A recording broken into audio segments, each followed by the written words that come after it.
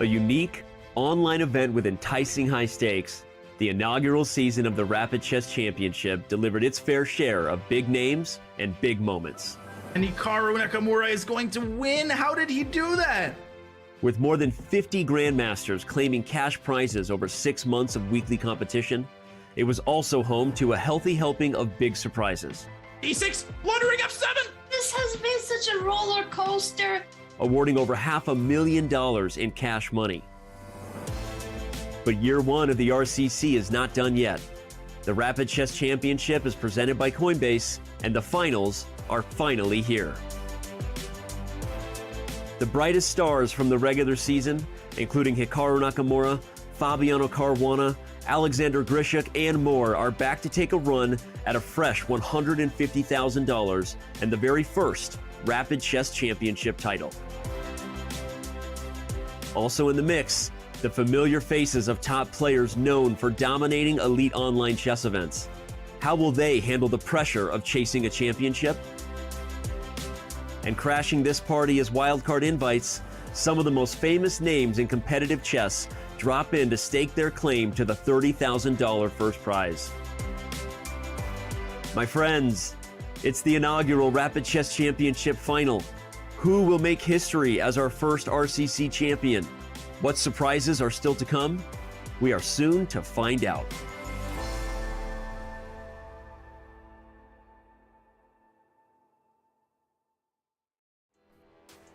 Welcome back to the Rapid Chess Championship Finals presented by Coinbase. I'm Grandmaster Robert Hess. Alongside me today, just like yesterday, my good friend, my co-commentator in crime, Grandmaster Daniel Naroditsky. Danya, yesterday we had some great matches. Today's only going to get better. Yeah, terrible way to start the weekend, commentating the Rapid Chess Championship with a couple of amateurs.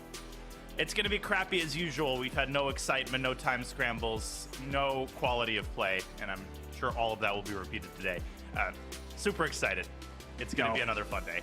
For sure it will be. 16 players entered this field. We no longer have all 16. Unfortunately, some had to pack their bags and go home because they were not just eliminated once, it's a double elimination format. So they lost 2 separate matches. They're done from this field, but we still have some great contestants remaining, Danya, as we get the 2-game matches, 10+2 time control, and then the bidding Armageddon system, which we saw yesterday. That was a lot of fun. But Dun, as you look at the remaining bracket here, of course, up top, we have Hikaru Nakamura, Jan Nepomniachtchi.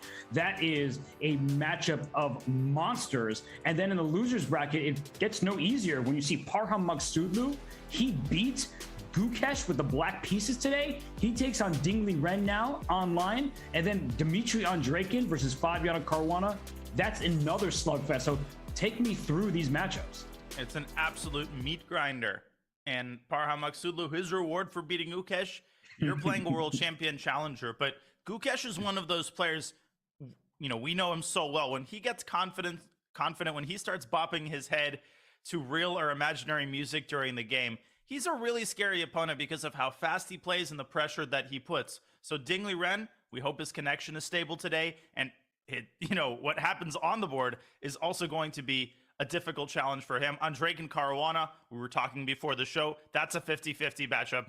Both of these players are absolute monsters. Dmitry Andreikin is still going to have a chip on his shoulder after what happened the first day. Can't wait to jump into the losers bracket. And I think people underestimate Dmitry Andreikin because they know that name, Fabiano Caruana. Like, no, he's got to be the favorite. Dmitry Andreikin, he got second place in the Rapid Chess Championship in terms of Grand Prix points. He's an absolute beast in Title Tuesdays. So people somehow sleep on the guy, even though he's winning events left and right. I don't understand. It's the Andreikin effect. And he's 27-20. His FIDE is over 2,700 too. Let's not forget that either. Dmitry Andreikin is an incredibly well-rounded player. He's got the exact skill set you need for sustained success in Rapid Chess, and he is still in the running for that incredibly sweet 30,000 first place prize. That's a lot of cars. Depends what cars you're buying, but those prizes are mouthwatering. And for the players still in the tournament, whether it's pride, whether it's the chip on their shoulder after the initial loss, or whether it's this incredibly generous set of prizes, they are going to be as motivated as ever today, Robert. And the players who lose in the start of the day in the losers bracket round 3, they'll still go home with $7,500. So it's going to be a good payday no matter where you finish. Of course, they all want that grand prize of $30,000. And none of this will be possible without our presenting sponsor, Coinbase. So let's leave it to Danny Wrench to thank them as we get ready for the day's action. The Rapid Chess Championship is brought to you by Coinbase. Whether you're looking to make your first crypto purchase or you're an experienced trader, Coinbase has you covered. You can earn crypto by learning about crypto at Coinbase.com. Explore DeFi and Web3 with your Coinbase wallet. Get exclusive rewards when you spend with your Coinbase Card and much, much more. Learn more at Coinbase.com/chess and get $10 in Bitcoin when you sign up and verify your account. Check them out. Use the command sponsor or command Coinbase today and go to Coinbase.com to get that Bitcoin, baby.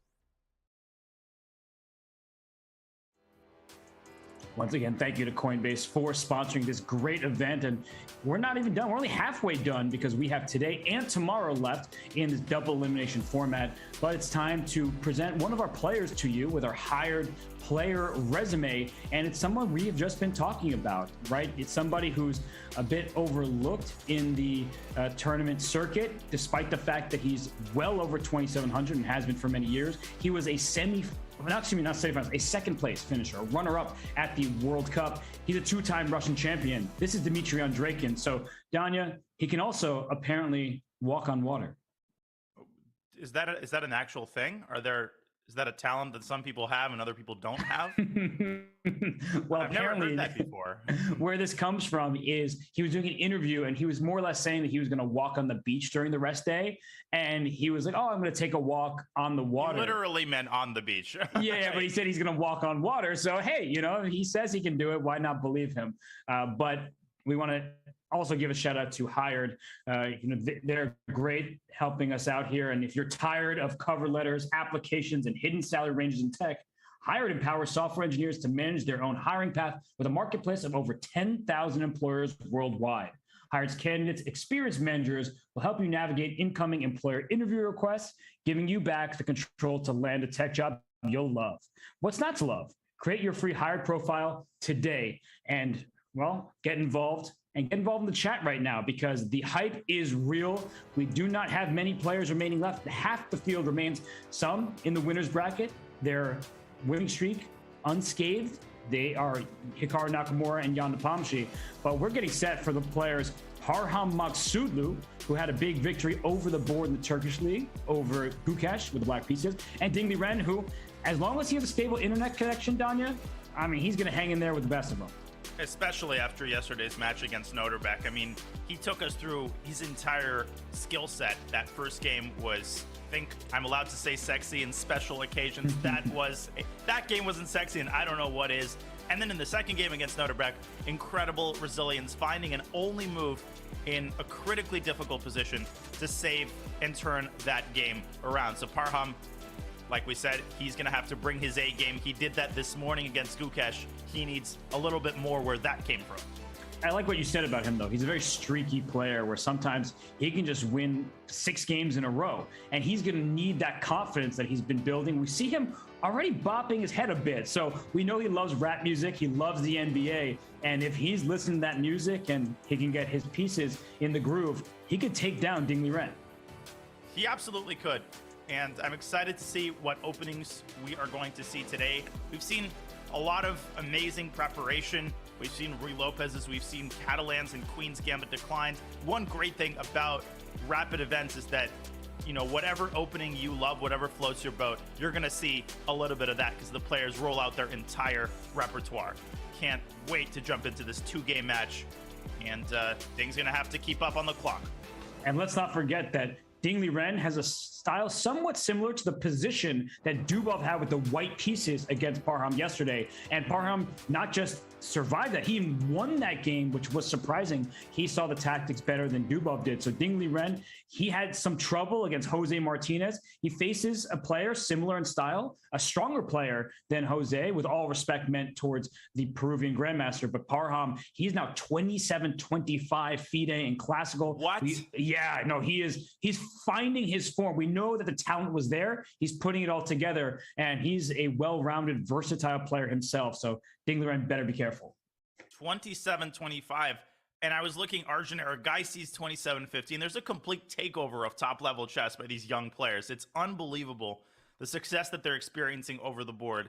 And that's just making them more confident. That's making them a nightmare pairing in these online events where they have nothing to lose. Right? No, I mean, Parham, he's the underdog. If you had a vote here, who would make it through this match? I'm pretty sure people are saying Ding Liren. So Parham knows that. He's got 2 games. He gets the black pieces and the white pieces. And Ding Liren, when his internet is stable, we know how good he is. Let's not forget when he lost by disconnection in round 1, game 1 against Jeffrey Zhang, he was completely winning, and he would have won with the black pieces. And then with the white pieces, good luck beating Ding Liren, unless it's round 1 of the candidates or against Timur Rajabov. But yeah, like, it's just not going to happen. So we see the first moves are underway here between Ding and Parham, and we have a symmetrical English. And Ding sticking to his guns. He's been playing the English pretty religiously online over the board, taking a little bit of time, maybe not expecting a symmetrical English and an early bishop fianchetto. We're going to get a symmetrical structure here, most likely. Yeah, look at this. We have, an A6 move. Yeah, that's catching me a bit off guard, and it's clear that he's setting up for some kind of rook b8, b5 maneuver, but you typically don't see that early, and I would play e3 and d4 very quickly for white. He hasn't brushed his teeth yet. He's already preparing b5, and he follows through on it. I mean, who needs to develop their king side? Who needs to castle? That's what the old generation does. The cool kids, they play on the queen side in the opening. And I wonder, Danya, if Ding Liren doing the principled approach with castling kingside, if he would have been better off starting with e3 and d4, because if your opponent is playing on the flank, you should probably strike in the center. He could still do just that, but b5 is coming very quickly, and so he needs to deal with that, and he goes a4 to stop it altogether. And of course, the obvious positional downside of the move a4 is that you are creating a hole on b4. Now, Black's not going to rush to put a knight there, right? If Black puts a knight on b4, congratulations, what is it doing there? But that's a long-term weakness, and it's probably worth the investment that Parham put in. He spent 2 tempi on a6 and rook b8, and what he got in return is a potential outpost for his knight. And Parham with the full 10 minutes, and Ding Liren, he's moving methodically. I'm going to give him credit for that. You know, he doesn't really rush his decisions, and that's why he's able to win long, grind him out end games like he did in the candidates over Jan Krzysztof Duda and Hikaru Nakamura in the last game. But when you're playing a 10-minute plus 2-second increment rapid game, Danya, it feels like maybe he's taking a little bit too much time in the early stages, or do you think that he's right at home? 1 minute for 10 moves, I think he's fine. I think, Parham is such a fast player that with certain players, you cannot measure your time expenditure based on what your opponent is doing. And Parham's a good example of that. Ding Liren just needs to keep himself, over 5 minutes as they enter the middle game. And he's the one who has to make a bunch of decisions here. Another decision, he has to decide whether to play d5 and get into kind of a King's Indian fianchetto type of vibe, or do you keep the tension in the center? Probably he won't take on c5. I'm very happy if I'm Parham in that case. I think Parham has done a great job here. The weakness of the square, Robert, and the fact that the move b3 weakens the long diagonal, I think Parham's pretty happy here. Yeah, he should be. And if Ding is not careful, a bishop g4 will soften up the d4 square. So you would want to leave the tension if you're Ding Liren, but it's not entirely clear how you should do that. I think b3 is an okay move, but you better follow it up accurately, because the opening up the diagonal, as you mentioned, Danya, that could be a big problem. But at the same time, where else is that dark square bishop going for Ding? I think it should go to a3. Yeah, it probably should, to put pressure on the c5 pawn. And in response to the move d5, I was trying to figure out where Parham wants to put his knight, because in the King's Indian, you normally go to a5, but here he has additional access to the b4 square. But Ding, not, that doesn't float his boat. He does go b3, and bishop g4 looks like a natural continuation here, trying to put more pressure on the d4 pawn and induce the move d5. Yeah, bishop g4 looks very logical, but there is a clear downside, because if you are not quick in the center, then you're giving up the bishop pair perhaps for nothing. So bishop g4, h3, chop chop on f3. Like, if you're not quickly getting to the d4 pawn, then you've just handed white this really lovely light square bishop. Yeah, you might get into a situation like this, and all of a sudden, yeah, wait a second, why do we give away all the light squares? There's some cool tactics that arise if white plays d5 after bishop g4. I think that runs into knight takes d5, and after cd, bishop takes c3, the rook is attacked, and white can't even get 2 pieces for it. So that's out of the question. And Parham, e7, e5. Wow. Not every day you see a move like this in this type of position. No, but it does make sense, and it has some Spanish vibes to it, right? Where you move the knight to a5 and then play c5. You could just do this in one turn. But Danya, the big downside of making this move is that white will have a pawn controlling d4. Black will not have a pawn controlling d5. So oftentimes when you see pawns 2 squares away, like c5 and e5, you look at the square in between, and maybe white can take control of that. Yeah, so DC makes a lot of sense. Maybe Parham wants, maybe he's flirting with some sort of intermediate move such as e4, but then you run the risk of losing that pawn. Right. So I like it. I like the creativity. This is Parham's style. This is him at his best. When he's not afraid to make moves like this, when he's being provocative, and he's forcing Ding to spend loads of time here. I mentioned Ding wants to stay over 5 minutes as they're entering the middle game. They're on move 10, Robert. He already has 6 minutes. I don't like where Ding's clock is going here. Yeah, I was kind of hinting at this before. Parham, he makes everybody seem slow by comparison because he is just so quick in the opening stage, and he's feeling it. He won a game with black against Gukesh today over the board, classical chess, an important game in the Turkish league, and now he's doing exactly what we said he might, bopping that head around. He's feeling the music. He absolutely is, and he's feeling the music of this position as he puts more pressure on Ding's pawn, forces Ding to make a serious decision here. I mean, the move d5, I think, is the most conservative approach, but with that closed center, black has the stock plan of preparing b7, b5, and if you get that move in, you've got like a King's Indian dream. No, you definitely do, because that rook on b8, it doesn't just want to sit on that square. It wants to push that b5 pawn and open up the file in front of it. So this is a big moment here for Ding. I think he should just chop one of the pawns, play bishop a3, totally, and get his development done with. And he should do that sooner rather than later. Bishop a3. Now, knight b4 is not possible on account of knight takes e5. So, you know, Parham's position is not all peaches and cherries. I mean, he's going to have to make some weaknesses of his own. And you pointed out the light squares in the center are what I think white should hang his hat on. And if you play b6, the last thing I'll say is that you always have to watch out about the move a4, a5. If you can get this knight off of c6, a5 can introduce serious weaknesses in black's queenside structure. That's right. And I think that the one thing that Ding is really considering right now is if D takes c5 and he plays the move d5, there might have been your e4 pawn push. So instead he plays d5, attacking this knight on c6, and black can still play e4 here. So Ding was doing the right thing by spending all this time, because e4, things get really tactical quickly. That knight on c3 is loose. Behind it, the rook on a1 might be hanging. The bishop on g7 is thrilled to see the open diagonal. So this is messy. Yeah, I think after e4, white is probably best advised to take the knight, but Parham, he refrains from the tactics knight b4 quickly. And now the two plans, and you can combine them. First of all, we talked about bishop d7 and b5. Second of all, you resort to the King's Indian idea of moving the knight away and pushing the f pawn. You will never guess that this position did not actually come from a King's Indian. Symmetrical English? You kidding me? Believe it or not, it didn't. Yeah, this does. Hi, everyone. I'm sorry, but we're experiencing some technical difficulties here in the studio. I hope you'll be patient with us as we get things in order before we return back to the broadcast. This video will now play on loop.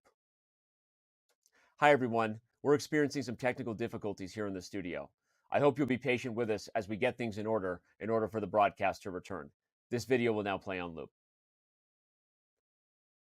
Hi, everyone. We're experiencing some technical difficulties here in the broadcast. I hope you'll be patient with us as we work hard to get it back. This video will now play on loop. Hi, everyone. We're experiencing some technical difficulties here on the broadcast. I hope that we can get things in order soon. This video will now play on loop. Hi, everyone. I'm sorry, but we're experiencing some technical difficulties on the broadcast right now. I hope you'll be patient with us as we get things in order. This video will now play on loop. Hi, everyone. We're experiencing some technical difficulties here on the broadcast. I hope you'll be patient with us as we get things in order. This video will now play on loop. Hi, everyone. We're experiencing some technical difficulties on the broadcast right now. I hope you'll stick with us and be patient as we work to return. This video will now play on loop. Hi, everyone. We're experiencing some technical difficulties on the broadcast right now. I hope you'll be patient with us as we get things in order. This video will now play on loop. Hi, everyone. We're experiencing some technical difficulties on the broadcast right now. I hope you'll be patient with us as we work hard to get things in order. This video will now play on loop. Hi, everyone. We're experiencing some technical difficulties on the broadcast right now. I hope you'll be patient with us as we work hard to get this back in order. This video will now play on loop. Hi, everyone. We're experiencing some technical difficulties on the broadcast right now. I hope you'll be patient with us as we work hard to get things in order. This video will now play on loop. Hi, everyone. We're experiencing some technical difficulties on the broadcast right now. I hope you'll be patient with us as we work to get things in order. This video will now play on loop. Hi, everyone. We're experiencing some technical difficulties on the broadcast right now.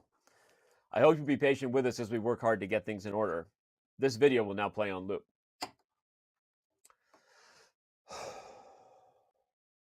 Hi, everyone. I'm sorry, but we're experiencing some technical difficulties here in the studio. I hope you'll be patient with us as we get things in order before we return back to the broadcast.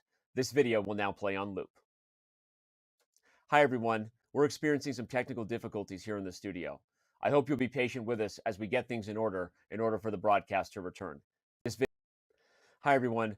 I'm sorry, but we're experiencing some technical difficulties here in the studio. I hope you'll be patient with us as we get things in order before we return back to the broadcast. This video will now play on loop. Hi, everyone. We're experiencing some technical difficulties here in the studio. I hope you'll be patient with us as we get things in order for the broadcast to return. This video will now play on loop. Hi, everyone. We're experiencing some technical difficulties here in the broadcast. I hope you'll be patient with us as we work hard to get it back. This video will now play on loop. Hi, everyone. We're experiencing some technical difficulties here on the broadcast. I hope that we can get things in order soon. This video will now play on loop. Instead, white is on the verge of being able to play e5. Parham has to stop that, Robert, because if e5 comes in favorable conditions for white, this could end up being losing in 2 seconds. Well, speaking of losing in 2 seconds, we have to go to the other game because it wasn't that exciting before. But now, all of a sudden, Dmitry Andreikin completely winning against Fabiano Caruana. Whoa, whoa, whoa, whoa. Is he up a piece or am I miscounting? No, you're counting correctly. And he's about to be up 2 pieces. He's going to play f5 and slam through on the king side. Holy cannoli. I mean, this happened in a hurry because if you go back just to move 16 quickly, that this knight, after knight f6 for black, the knight went to h4. And all of a sudden there was the threat of knight f5 and pawn f4. And Fabiano could not find a good way to deal with both those threats. Just storming the barricades. This is a classic idea. You have 2 pawns attacking e5. Fabi is forced to take, and there's a Forkovich. Now, black technically, Robert, has 3 pawns for the piece, but that's a moot point because on top of the extra piece, white has a devastating kingside initiative, f5 here, and I think black can essentially resign. Yeah, the bishop on g4 is loose in addition to white trying to pry open the kingside because if you play g5 and then the knight moved back, maybe black would have some chances, but unfortunately, the bishop is just hanging on g4. That's a second minor piece you're dropping, of course, against Dmitry Andreikin. You have no chance. You have a spite check on c5, doesn't do anything. The move bishop h3 runs into f takes g6. And, I mean, black's king is going to get put through the meat grinder. An unfortunate start for Fabiano Caruana because defeating Dmitry Andreikin on demand. Jeffrey Zhang managed that yesterday, but his task is going to be cut out for him. He's going to have to pull another Alexei Sarana. Yes, and we were talking about Dmitry Andreikin, right? We were saying that somehow he's underestimated, and yet here he comes. He is just going for Fabiano Caruana. He's not scared of anybody on this planet, and he is showing that right now. And it looks like one of the players might have dropped off camera. I think that was Fabiano. So Hopefully he gets reconnected, although maybe he just wants to disconnect from this game, lose on time. He's looking for his minor piece. He's looking for his missing minor piece. Where did my knight go? Well, we'll go back to the other game since this one is pretty much over. But the one between Liren and Parham also is about to be over. Look at that pass pawn on d5. It's even material here, but that's like a +4 and change evaluation because it's a clear pass pawn. The bishop on h5. Watch out for that, though, Danya. I think that this is where viewers can be misled, where they say it's obviously winning for white, but if you're not careful and you allow that bishop to d1 at the wrong moment, all of a sudden black could get counterplay. Yeah, black's just going to make shawarma out of these pawns. And for that reason, Ding has to operate very precisely on the queen side. Precise and Ding, those two words usually don't go in the same sentence, but somehow here they are. And Parham, one last attempt. He opens the G file, but he's a day late. And shall I say a Turkish lira short. Nice one there. And yeah, he is just not getting things going quickly enough on the king side. White can take on g5. He says, no, whatever. Take on f4, have my pawn. And he gets his king out of the pin. That's the most important thing. As long as he's not dropping his bishop there are no infiltration squares. Rook g3, that does go after the b3 pawn. But the problem is that white's pawns are going to be too quick. And that, yeah, here they come. Yeah, and if you play rook dg6, I think actually bishop h1. No, bishop h1, then maybe rook g3. This gets a little bit dicey, so I guess bishop f3, trading the bishops is a better call. And better call Saul, because white's about to destroy both f pawns and then promote the passed c and d pawns. But that's actually really important because I think many people would retreat their bishop to h1, being like, my king is safer when the g2 square is covered. But as you're pointing out, rook g3 takes h3, rook h2 check coming. All of a sudden, white could just lose this game. You can never fall asleep in the endgame. You don't need a lot of pieces to checkmate the king. And Ding would definitely have played bishop f3, but an instructive moment indeed. Parham going for the first option. This is surgical precision. Look at this. Rook e7, rook c6. He's about to promote the pawn, and he's left Parham in the dust here. Dr. Ding, he's being clinical right now, and this is just over. Yeah, no, look at this. I mean, he's just getting a passed pawn on c6 that can't be chased down. So very nicely done here by Ding Liren. His connection holding up, and it's what we said the whole time, that if his connection holds up, he can beat anybody in this field. He is not afraid of Hikaru Nakamura. He took Hikaru to the bitter end of the Speed Chess Championship, and in even quicker time controls, that is Hikaru's forte. So Ding Liren proving that he's not just the #2 in the world in classical chess, but in online chess and speed chess, he can handle himself quite nicely. I mean, he just disassembled Parham in this middle game. Good preparation, that rook b8, a6 idea. I think it works out pretty well, but Parham underestimating the speed of Ding's kingside initiative. And here come the pawns d5, d6. I guess Parham will try rook d3 here, but then you could just push that pawn up to d7 if you want. Yep, here comes the pawn. Well, I'm about to sneeze. Ooh, I held it. I held it. I was about to sneeze, and somehow I held it in, but not the new one. Pawn. I think the bishop is going to come in handy right here with bishop d5, closing down the rook on d3 from chasing down that pawn. So I think that this one is looking pretty clear. Though, you have to watch out because rook d2 check, actually. I know. King doesn't have too many escape squares. Yeah, rook d2 followed by f3, and suddenly black is the one being the aggressor. And bishop d5 is on the board. Oh, rook d2 check. I think king f1 is very important to be able to block the first rank check with the move rook e1.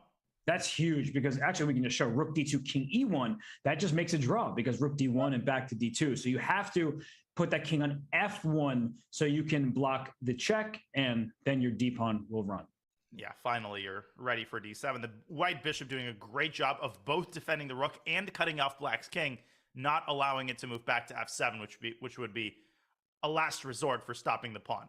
But this sort of geometry of pieces, pawn on f4, bishop h5, and the rook, that's such a clever way of trying to make a draw because the king can't escape to the third rank no matter what. And with the d1 square defended by the bishop, you'll always have these checks on d2 and d1. So being able to block with the rook is so essential here. It's the only reason Ding Liren is still winning the game. Of course, he mapped this out a while back.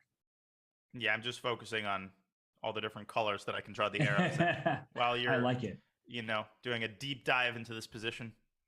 I love the orange. Yes, no, I think you were pretty much the next. I don't even know what to call it. I was gonna say Picasso, but that's not anything like a Picasso. That was more maybe. Who is known for their use of colors? I don't know. I'll give you a Pollock. You just throwing colors out, and letting them land on the canvas.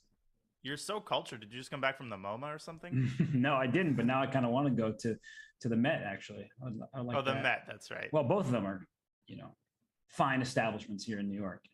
I mean, you should go to Charlotte. Definitely outdoes Manhattan in terms of the quality of museums. I would believe you, except you're just making things up. Yeah, thank you. Thank you for believing me. So this one's over. Should we? Whoa. Now the other game still isn't over. Yeah, how long is that? I think there's been some complications. Look at this. Now this is completely winning still, but Fabi has clearly done a great job of at least dragging Dimitri's clock down and making it a little bit more interesting. Yeah, this is surprising. The game is continuing. Fabiano now is left thinking, how do I defend my king? He does bring his bishop back because if he brought his king up to g7, there's bishop takes h6 check, distracting the king from the rook. So bishop, ooh. And critically, after c2, you don't go back to f1 because then there's rook d1. It's actually checkmate. Rook e6 and rook f5 is mate in 2. So that's the important detail. Both games right now, we have attacks late in the end game. The difference being here, White's attack actually is successful. And I think Fabi is losing a second minor piece on f8. Yeah, this one's just done at this point because c2, the pawn is not promoting soon enough. And he just goes king to h. Oh, wait a second. Bishop f8. Yeah, but you can take then rook e1 and rook d1, bishop a3. Oh, that's so important. It looks I'll show that. Yeah, this is really important because after c2, you couldn't initially bring your bishop to a3, but only after the rook moves away to d1 does the bishop have access there. But that's enough. It stops the pawn. That's winning. That said, then you bring your knight back around to e3, and Dimitri is going to see that. Bishop takes f8 is on the board. And I think Fabi will likely resign either here or after bishop a3. Yeah, here it comes. E1. Bishop a3, only move.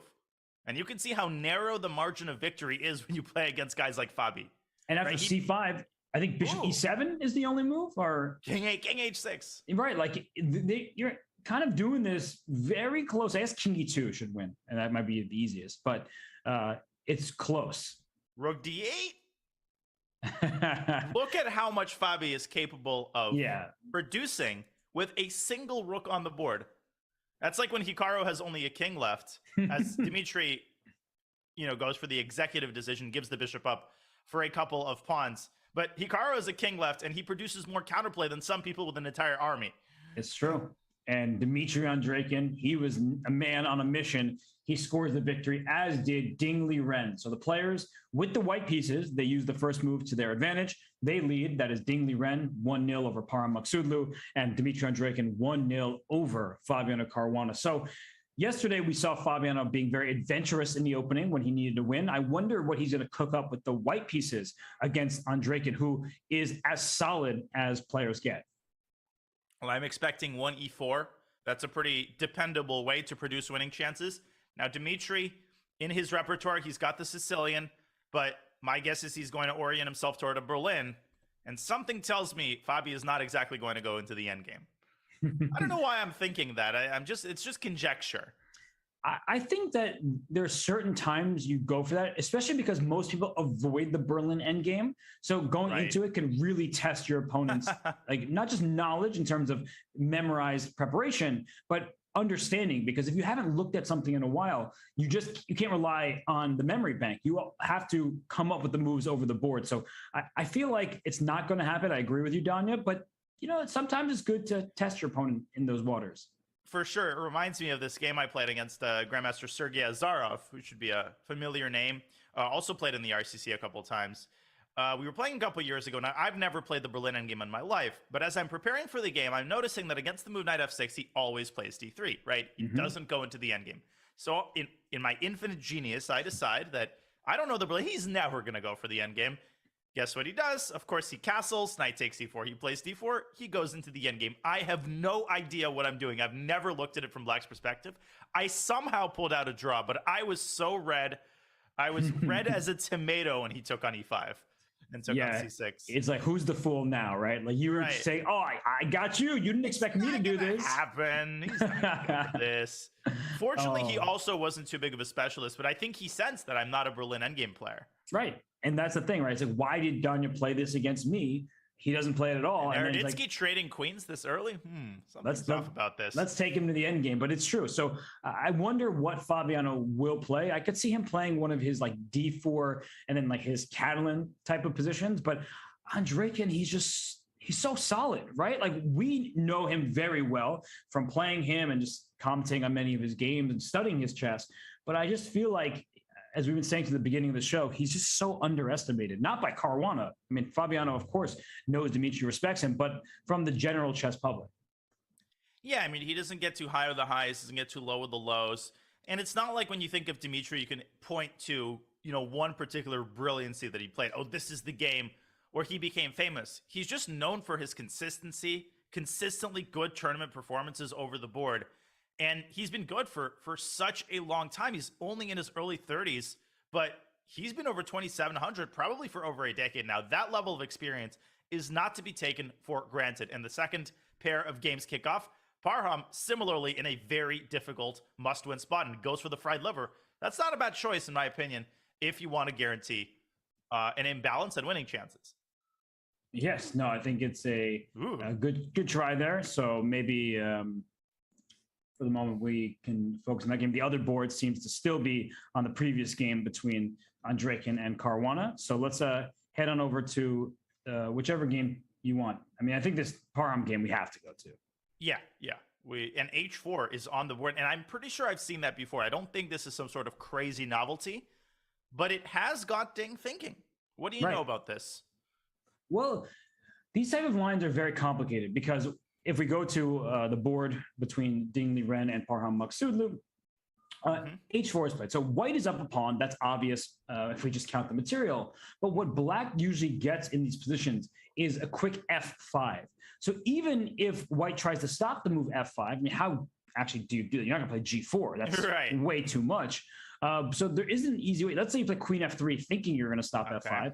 I'm pretty sure black can still play F5. Black can still play F5 if you take Rook F8. Yeah, you're walking into a Rook F8 and, well, you're going to lose that bishop on F5. Right, because G6 is coming next if white defends it with G4. This is very unappetizing. And so what often happens in these lines is white allows F5 and E4, and then you have to very carefully navigate your way around the pawns. Typical idea is to move this bishop away from D3 and then try to break through the pawn chain with the move D3. So black has to play with tremendous activity, and you need a good sense of the initiative if you want to handle this position with black. And you look at these queenside pieces for white, the rook on A1, the bishop on C1 in particular. It takes quite a while for them to get out. The knight, of course, can go to C3 at any moment, but the bishop on C1 is not getting out. The rook on A1 is stuck there, and that knight on D5 at any moment can go to F4. Now, you don't have to move the knight, right? We tend to think trading pieces is bad when we're down material, but let's think what we gain. Knight takes D5, C takes D5 would be the response for black. Now we have an even more menacing center when our F5 pawn comes up as well. So I think that these positions are very difficult for white to play. And so Ding, look at him. He doesn't move his knight. He plays H6, just kicking that knight back, and he'll play F5 when he wants to. He'll castle. And I like the choice from Parham because he needs a win, but I think that Ding Liren, he knows what he's doing. And he's not going to shy away from the complications. And the presence of the pawn on H4 makes it a lot more difficult for white to castle kingside. That now comes with a very hefty price tag. You've created a gaping hole on G4. If black stakes his bishop there and then brings a knight to F4, you can get steamrolled so quickly here. And look at Ding castling. He doesn't care about the E5 pawn. Here, come take it. Open up the E file for me after rook E8. You're going to have to castle here. Then the bishop comes out to D6. The other bishop comes out to G4. This is exactly what you want to avoid in a fried liver. Nobody cares that you're up 2 pawns. After knight takes C6, you're up 3 pawns. Doesn't make your position any better. No. The H4 pawn is loose. Yeah. This is the downside of pushing pawns where your king eventually goes. This is just a disaster. So, and look at if we I'll compare this game with the game between Fabiano Caruana and Dimitri Andreikin. It's funny how when you say you need to win a game, what are you going to do? People take drastically different approaches. So in the other game, if we're able to switch on over there, we see that Caruana, he is taking a more positional approach, but I actually really like his position. I mean, he has more space with the white pieces. He just went pawn a4, threatening pawn a5 to trap this bishop on b6. And Danya, it's slight, but it's very Fabiano. First of all, I'm going to give myself a little pat on the back. Guess what? Opening this game from Berlin and Fabi playing d3, the anti-Berlin. Yeah. They don't call me the prophet for nothing, but no, this is as good of a position as you get from the d3 anti-Berlin. I mean, White's got all of the assets that he could possibly ask for. There's pressure on e5. He's threatening to trap the bishop, and this is a very unpleasant situation because if Dimitri plays the normal move a6, then you're going to have to reckon with knight takes b6 when your queenside pawn structure is permanently ruined. This is not what he signed up for when he played one of the most dependable openings in all of chess. Not this, but he's going to have to go for something like this. And he plays c6.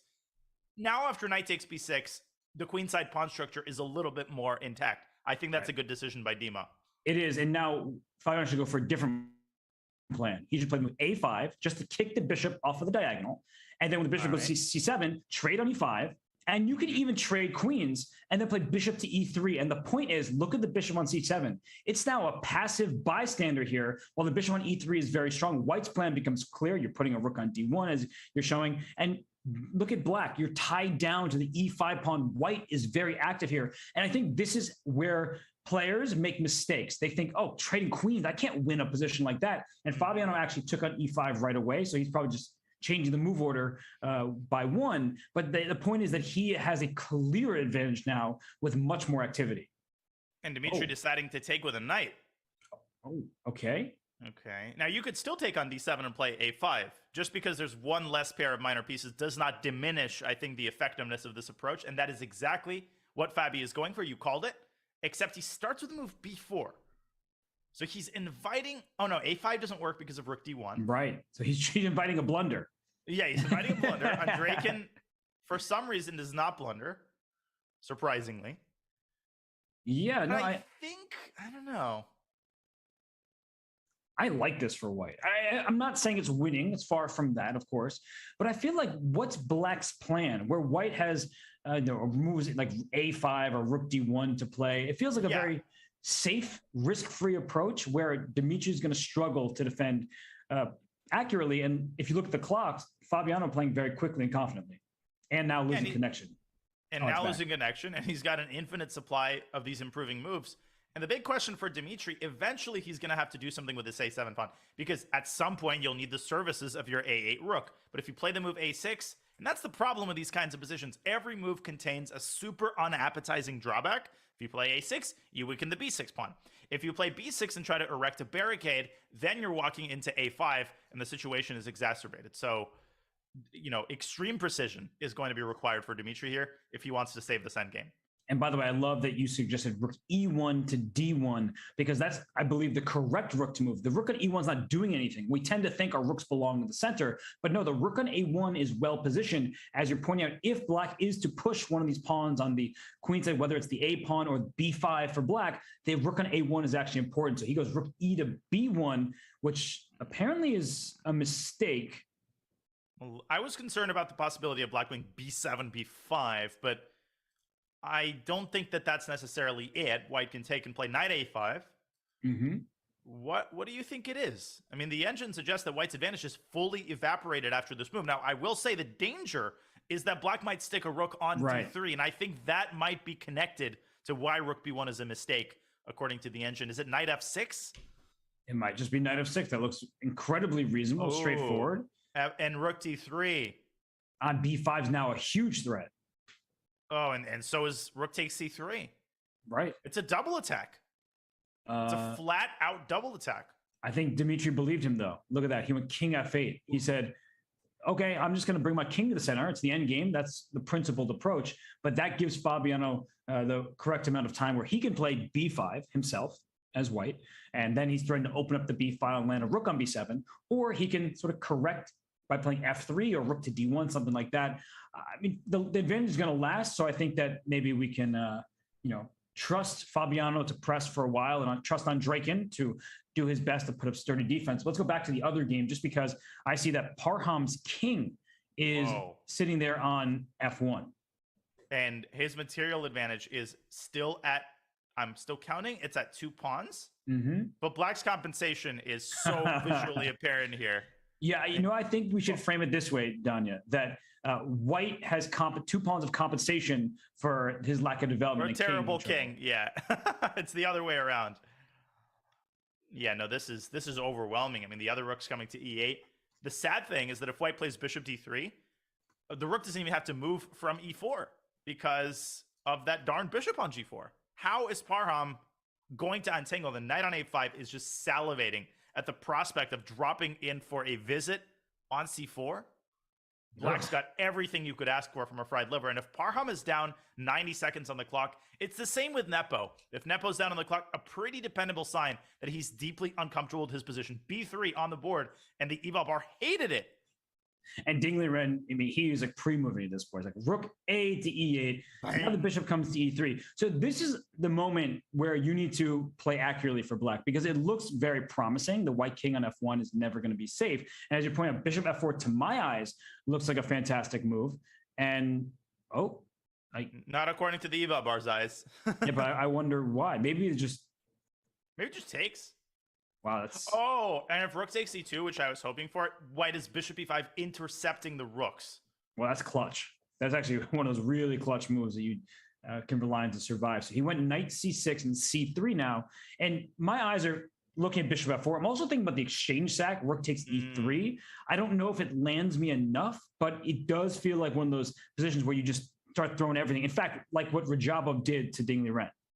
No, this is completely winning, actually. I mean, look at the dark squares. c3 is falling. If Black was down a rook here rather than exchange, the position would be unclear. Right. But with all of the services of the minor pieces, just look at this. I mean, White cannot move. Queen d2, bishop f4, sending the queen back. The king has no safe haven. The knight's coming into g3. I think Ding's going for this. Yes, and I mean, Parham, he needed to play something risky, adventurous, to have any hope of defeating the ultra-solid Liren. But that's the thing about Liren. People think, oh, he's just this positional mastermind who will squeeze you, and he doesn't want any tactics. He's fine in tactical positions, right? He actually enjoys them quite a lot. And his candidates in 2016, he had this crazy game against Alexander Grishuk. I remember that, where they're like just throwing all the pieces at each other. So you don't get to 2800 by accident. You don't get to 2800 by only playing one style. He is versatile, and he is an unbelievable player. So he's doing really well right now against Parham. That's a great point, and it really flies in the face of a lot of people who like to label players and say, well, this guy doesn't like these types of positions. Like you're saying, everybody has a universal style. Liren knows how to sacrifice pieces. Trust us. Yes. By the way, on the other board, while Liren is calculating his decision here, on the other one, look at what Fabiano Caruana is doing to Dmitry Andrejkin. This is Andrejkin's worst nightmare, because Fabiano sort of accomplished everything he could possibly dream of. Oh my goodness, he's got the A file. The bishop is worse than it's ever been. The D5 square, the D4 square is protected. Yes. This is ugly to look at. And the big problem for Black, like looking at this, is knight takes b6 would be the move to try to solve your problems. If White takes on b6, well, you of course are seeing the correct move. But it's to play. Yeah, right. But if White takes on b6 with a knight, you'll see the evaluation going down quite a lot, because yes, Black's bishop is passive, but White doesn't really have an easy way to take advantage of that passivity. There's no nothing to attack or attack with. But the problem, as you were highlighting, was rook takes a7. Give me that pawn. Your bishop is loose on c7. And on top of that, the rook is rampaging through the ranks. You have a pass b pawn. That's out of the question. So Dmitry taking the pawn. This is getting worse and worse and worse. He's pushed to the last couple of squares. Fabi just needs to find that last finishing blow. Which can be hard. Very true. But you know how we talk about pawns 2 squares apart, like c5 and e5? White has this d5 square to use at some points to be a turnstile. And White's pawn structure is actually quite nice, because when this knight goes to e6, sorry. That's not fair. Yeah, where exactly are you going? The answer is absolutely nowhere. That's not fair. Look at this.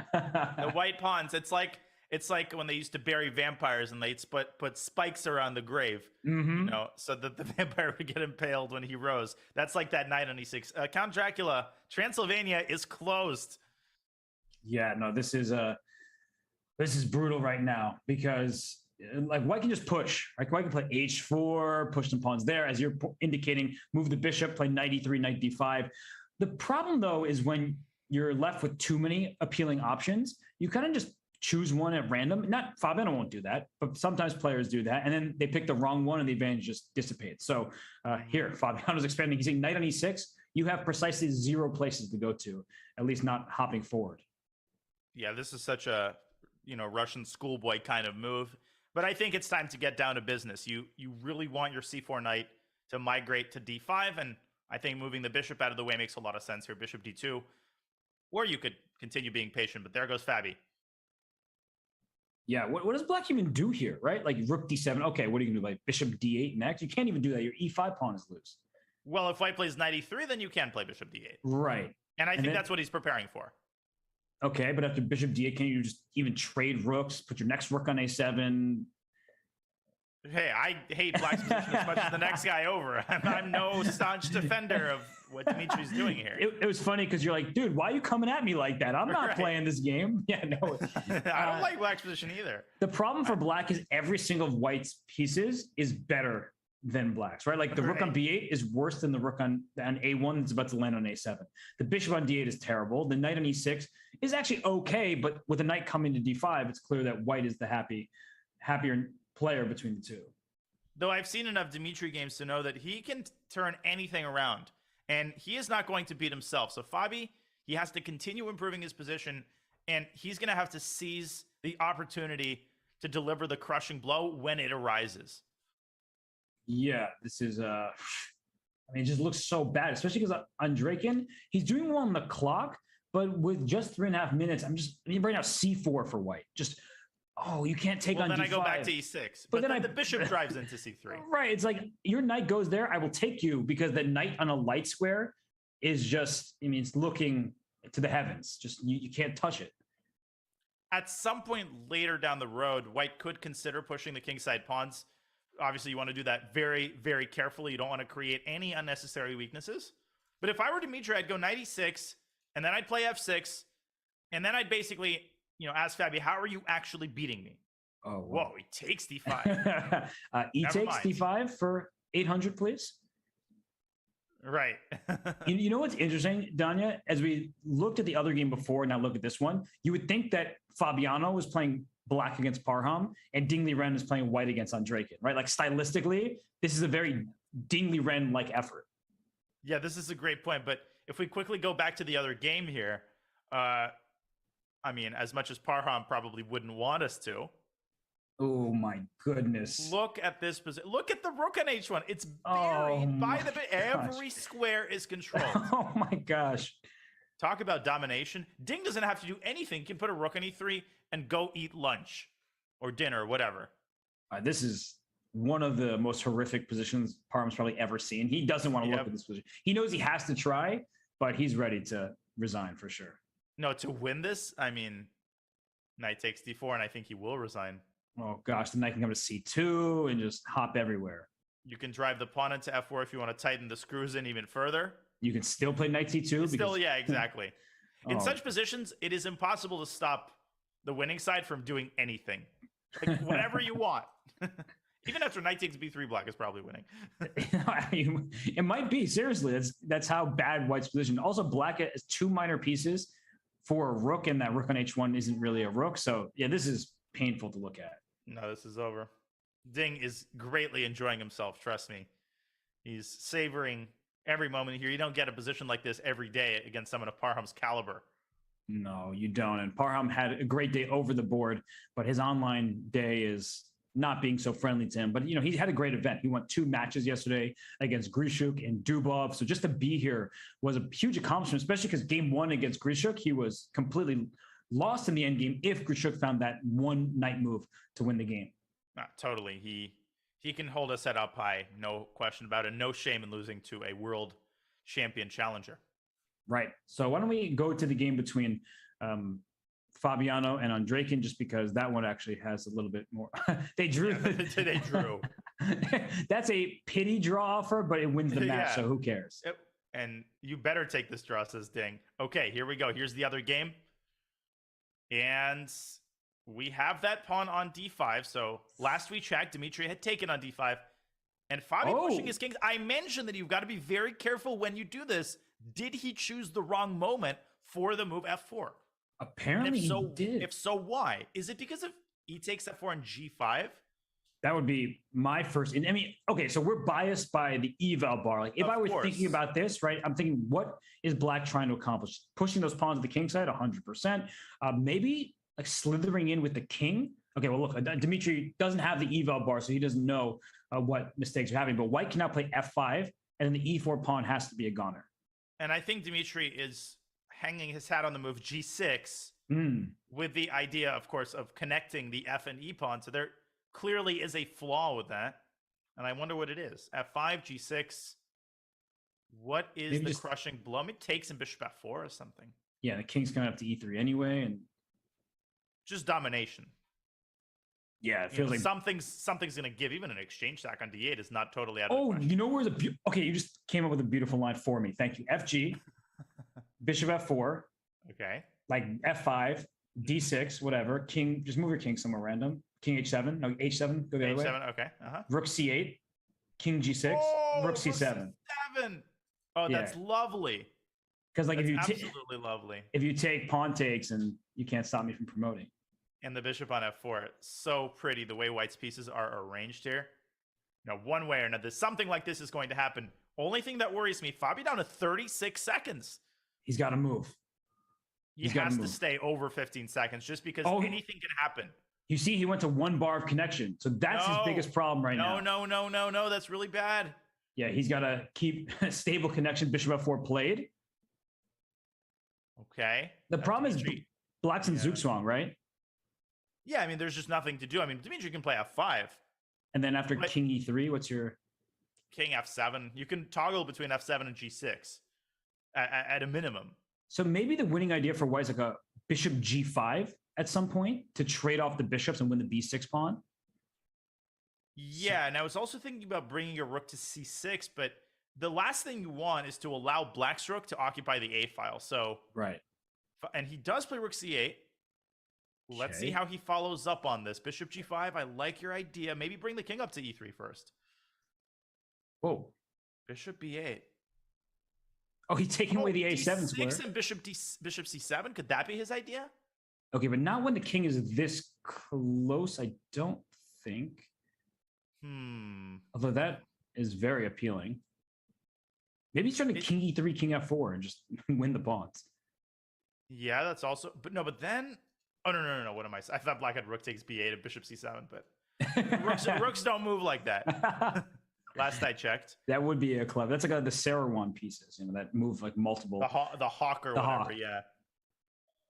Okay, but Fabian has no connection. I see. Okay, now it's back. Are you seeing this? Like, it goes to the red. And now Dimitri dropping down to 3 bars. Oh my gosh, but Fabian's down to 1 bar. He says it's offline. Oh, Dimitri should move, but... That would be such a terrible way to win, but, I mean, not his fault. He's down to 1 bar again. No, and Dimitri made a move. He's down to 12 seconds. Oh, he's got to move. He's disconnected. He doesn't know. No. Wow, that is absolutely this is tragic. Terrible. This is horrible. He's back. He's down to 4 seconds. He's got to move. 2, back. 1, move. He's gone. He's gone. Oh my goodness. No. Oh. Terrible. And Dimitri's not going to be happy winning a game like this. But again, it's not his fault. No, it's not his fault at all. He was putting up the best defense he could possibly could, and if it's the internet pull the plug defense, hey, that works too. It's not Dimitri's fault. You hate to see that. I mean, what is there to say besides Fabiano was winning and he outplayed Dimitri? There should be an Armageddon match, but that's terrible. It's terrible for everybody. It's terrible for the event, but it's nobody in particular's fault except you got to have good internet connection. Yeah, c'est la vie. And you're right. What makes this especially unpleasant is the fact that Fabi just played a brilliant positional game. And it was textbook. Dimitri Andreykin doesn't get outplayed like that every day. And just a sad end to what would have been an amazing on-demand win. Wow. Well, I think we're going to take a quick breather, but the players who remain, Dimitri Andreykin and Liren, they don't get much of a break, because when we return in a few minutes, we will see Liren take on Wesley So and Dimitri Andreykin take on Vladimir Fedoseev. So more from the Rapid Chess Championship Finals presented by Coinbase in just a few minutes.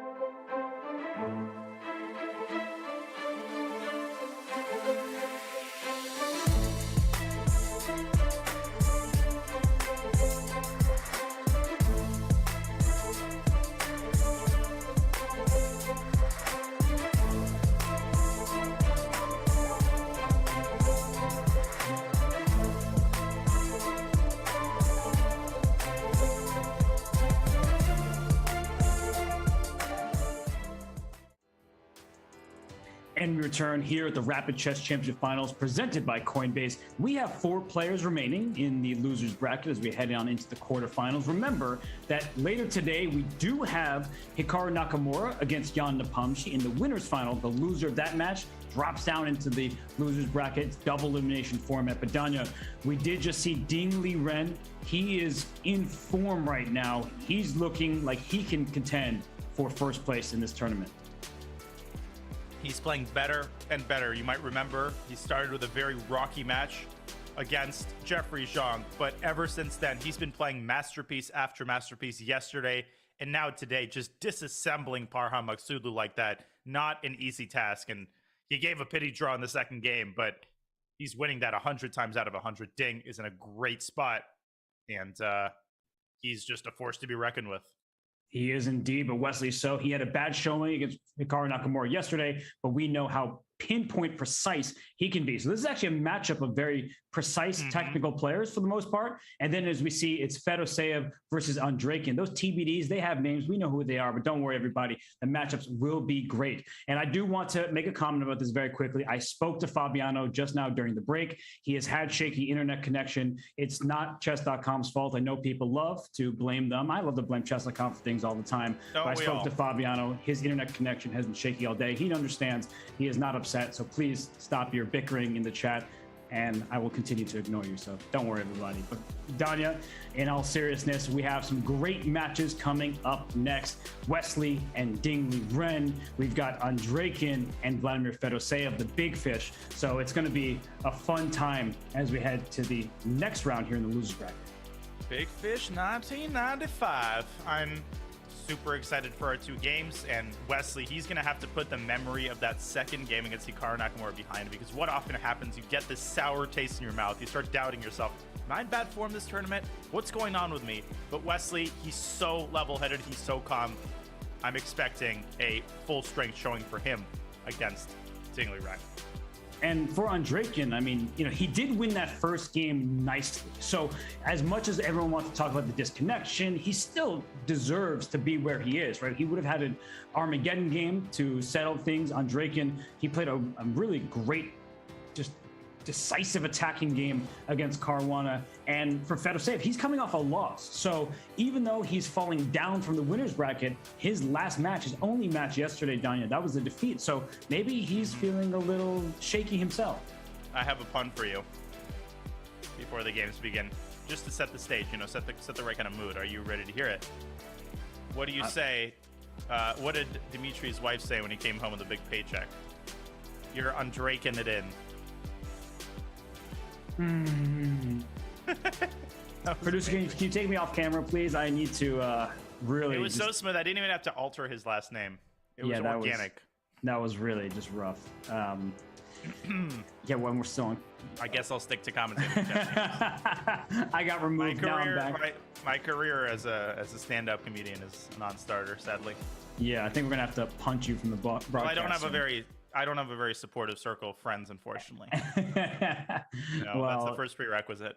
Well, this game in the books. Next game starting right now. So we do have the game between Liren and Wesley. So just getting underway here, and the other match is about to begin as well. But no surprises, Danya. We have an Italian game. And the big question, I guess, is where Wesley will put his knight. Well, there's our answer. Yesterday against Hikaru, he went for, am I remembering correctly? He went for the fashionable knight c3. This time, going for the more traditional setup with the pawn going to c3. And Ding playing what absolutely everybody is playing now, a7, a5. And part of the reason everyone's playing it is because of Liren. He enjoys these lines, and you're showing with arrows. He's doing just this. The queen comes to a7, often just to put pressure on f2, forcing white to play bishop e3. And it's such a weird dynamic, right? Who wants to put their queen in the corner? But the queen's actually very well positioned on a7 because white isn't in time to launch a huge attack on the king side. And this is, I believe, called the Rubinstein maneuver, named after Akiba Rubinstein, one of these sort of earliest positional players. He put together this maneuver, executed it against David Yanofsky in a game from the early 1900s. Imagine how Yanofsky's mind must have been blown when the guy goes queen d8, b8, a7, and then he put it on c5 for a completely different reason. but now we barely bat an eye when we see this. I'm going to be honest. I'm proud of you for getting a Yanofsky reference into this broadcast. So that's a job well done there, Danya. Knowing his chess Yanofsky's my history. boy. David, good old Dave Yanofsky. Big Sasha Yanofsky. Well, this is a moment where Wesley, he's going in the think tank. So Ding Liren, well prepared. Wesley choosing his beloved Italian, and then sitting and thinking, just trying to figure out exactly this. Is it the right time to push in the center? And he says, yes. The E4 pawn is loose. You knew exactly where I was going with this, but the E5 pawn will also become a target. I don't think this is the biggest deal from Black's perspective. Bishop D3 can be met by D5 potentially. So it's a really interesting dynamic. Yeah, D5, you could already have various tactics. Knight takes D5, but then maybe some sort of desperado sack with knight takes F2. Before you know it, you've got all sorts of fireworks in the center. And Ding Liren, he never shies away from these complications. He believes in himself. He doesn't care if it's prep, if it's schmep. He's going to go for the principled line. And that's what makes him so fun to watch. There he goes. So bishop D3 and just knight back to F6. See, yeah. This looks iffy, right? You have the doubled pawns. He just says, whatever. Now it's protected pawn. So from G7 to G5, you have connected pieces, protected pieces, and he's claiming the open F file can be good for him. Yeah, the open F file, the fact that he has a bishop in the open board, the fact that his rook is quickly coming to D8, and that queen on A7 is just sniping at the F2 pawn, keeping the knight on E3 at bay. So optically, White's position does look very impressive. You've got this knight on E5. You can put it on G6, but Black will just say, congratulations, that knight is a paper tiger.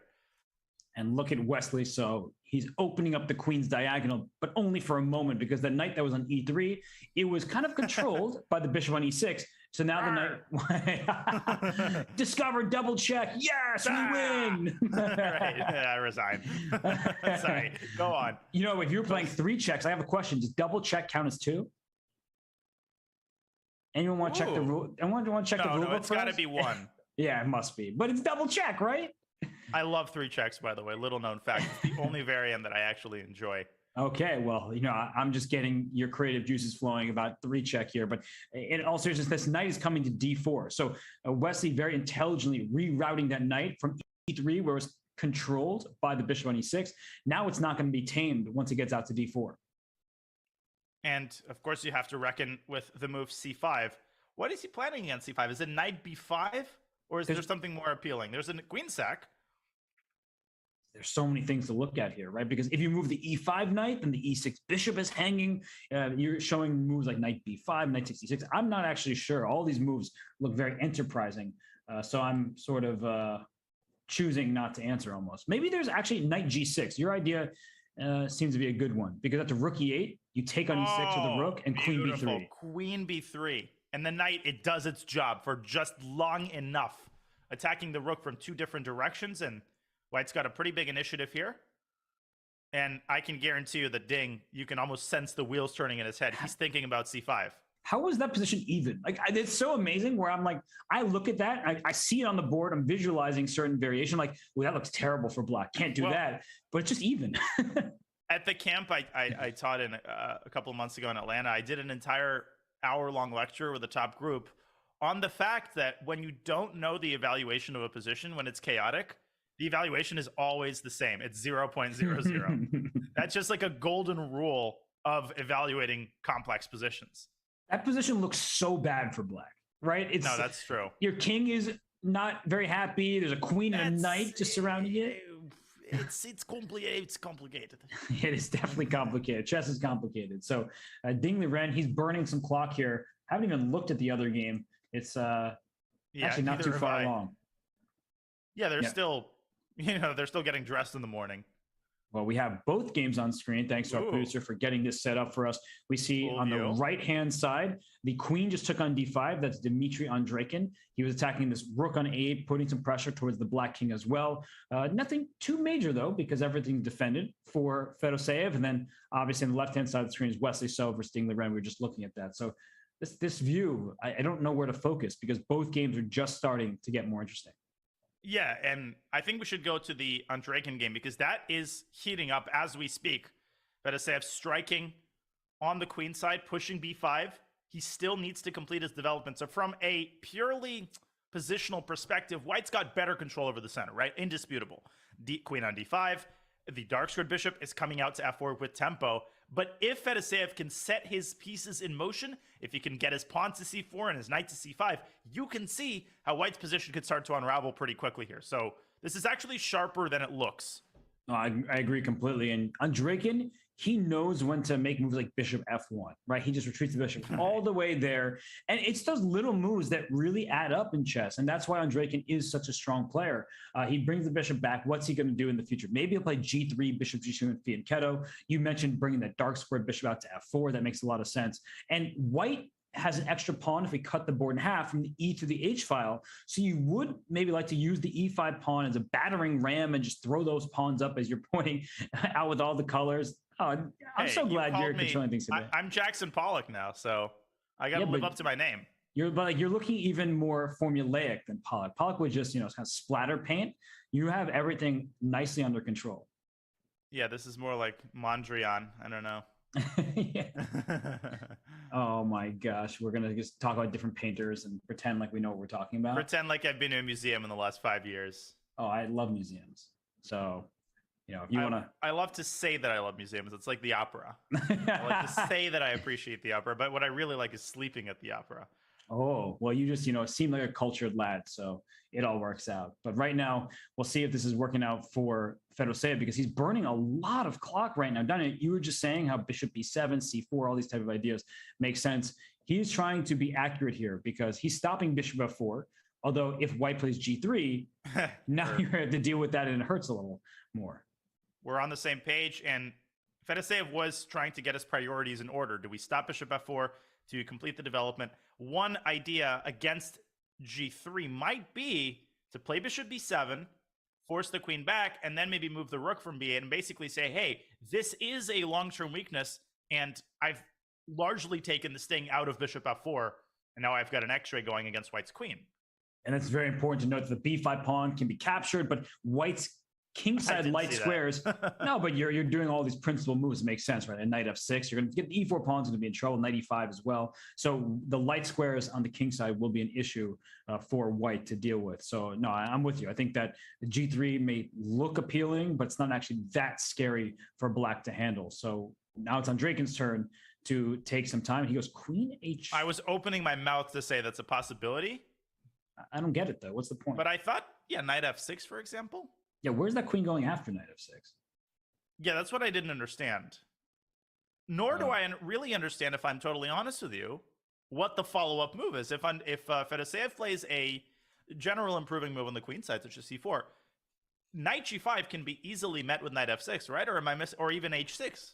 You're missing nothing. I'm confused by queen h5. I think that maybe Draken feels like he doesn't have an advantage and he's seeking one out, but this feels so artificial. It's artificial. Yeah.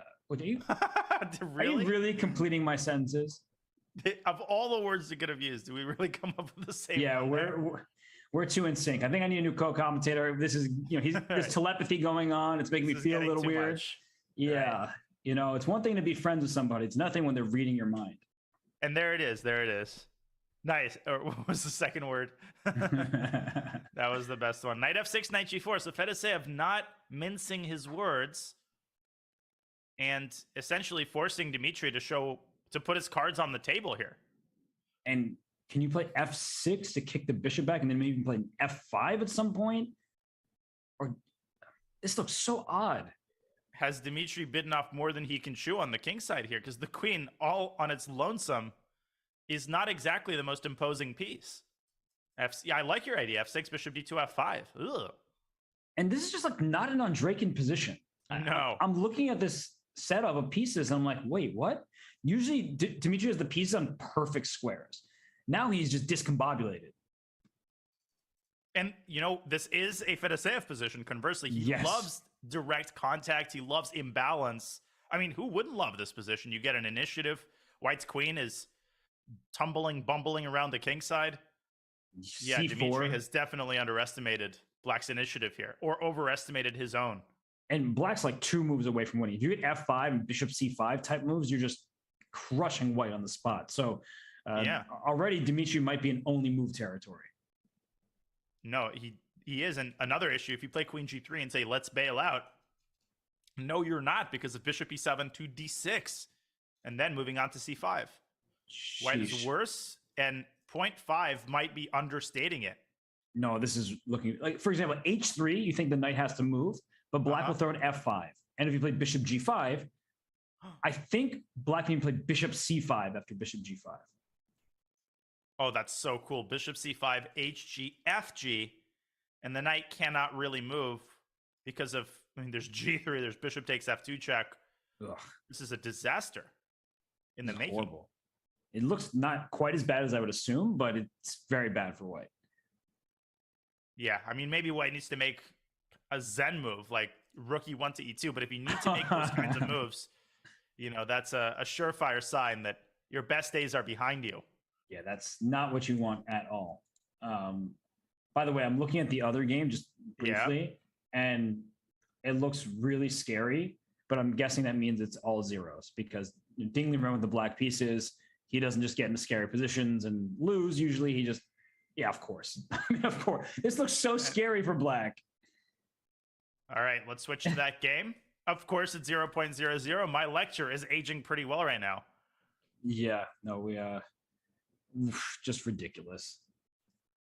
And what, I mean, to be honest with you, I could make a case for, no, I couldn't make a case for black being better because white always has this sort of perpetual if he wants it. The point is, if you play rook takes b7, then what exactly does black do?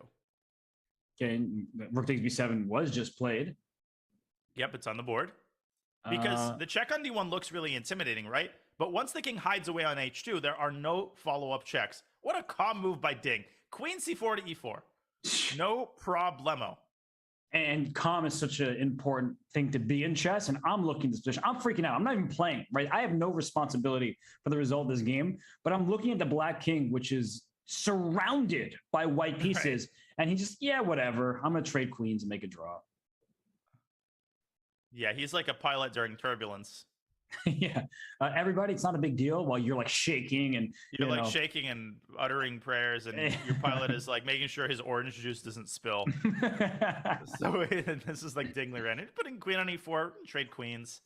And Wesley can't really avoid the queen trade because if you go queen b5, one of the kings gets checkmated, and hint, hint, it's not the black king.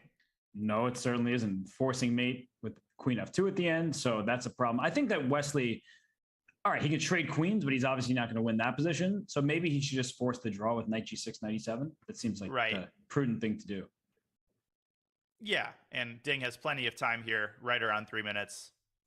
Was he flirting briefly there with king h7? No. The knight f8 check would have been quite unpleasant. Then king g8 back? Queen e6 check? Isn't there a queen on e4? Oh, wow, you're clever. You're going to have the g7 pawn like that?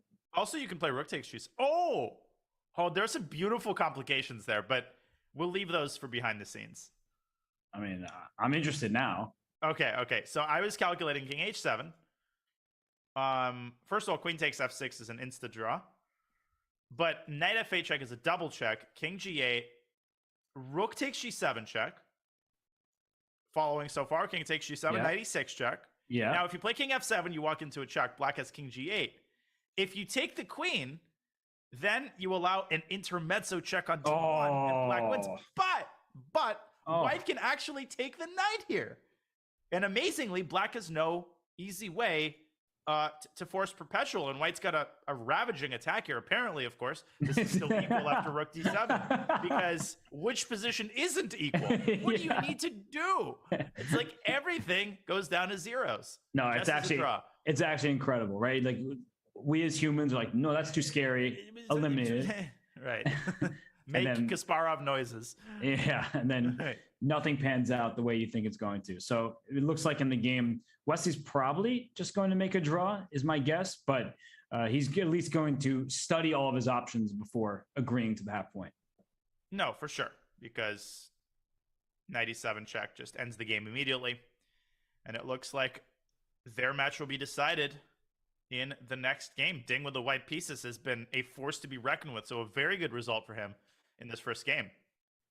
For sure. So let's go back to the other game between Andreikin with the white pieces, Fedoseev with black. That position, I mean, not too much has changed, Danya, but it's looking even better for Fedoseev. He centralized his queen. Now the B2 pawn is threatened. Black has this extra pawn on the queen side, right? You can start pushing those pawns up the board. And you called it, by the way. Oh, is that exact line? Yep. Sorry, proceed. I just wanted to draw attention to that. I honestly didn't look how we got here. I just saw the current position. It's good to note how it happened. But wow, Bishop E7, what a move. Ooh, I don't think Volodya should have allowed that.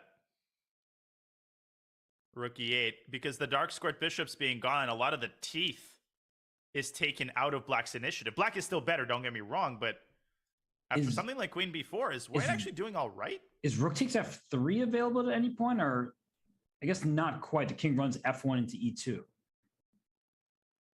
So takes. You wanted to check here, I assume. Yeah, but king F1. Somehow the king escapes. Check here. There was C3 instead of. Oh, what a move! Wait, this is of course zeros. Does that say zeros? Not anymore. Yes, it does. But not. That's wrong. Probably because this position is winning for Black. I don't know exactly H5, why. just like pawn H5. Yeah, just promote. Or queen H5. Oh, queen H5 is nasty. Yeah. Just everything is hanging. Queen H1, Rook D8 is a threat. Mm-hmm. So I would say this is still scary, but typical on Draken. Just you can never bring the guy down. Because Queen takes B2, he has Rook B1, and he's going to win that B5 pawn, isn't he? Yeah, I think he is. I'm calculating Queen B2, Rook C1, Queen C3, trying to make contact with the other rook. Well, we're about but then that other rook's going to move up. And then Queen A5, but you're defending very passively over there, and the rook can go to A3. This position is actually incredible. Connected passers, everything's on a good spot, and yet Black is not better.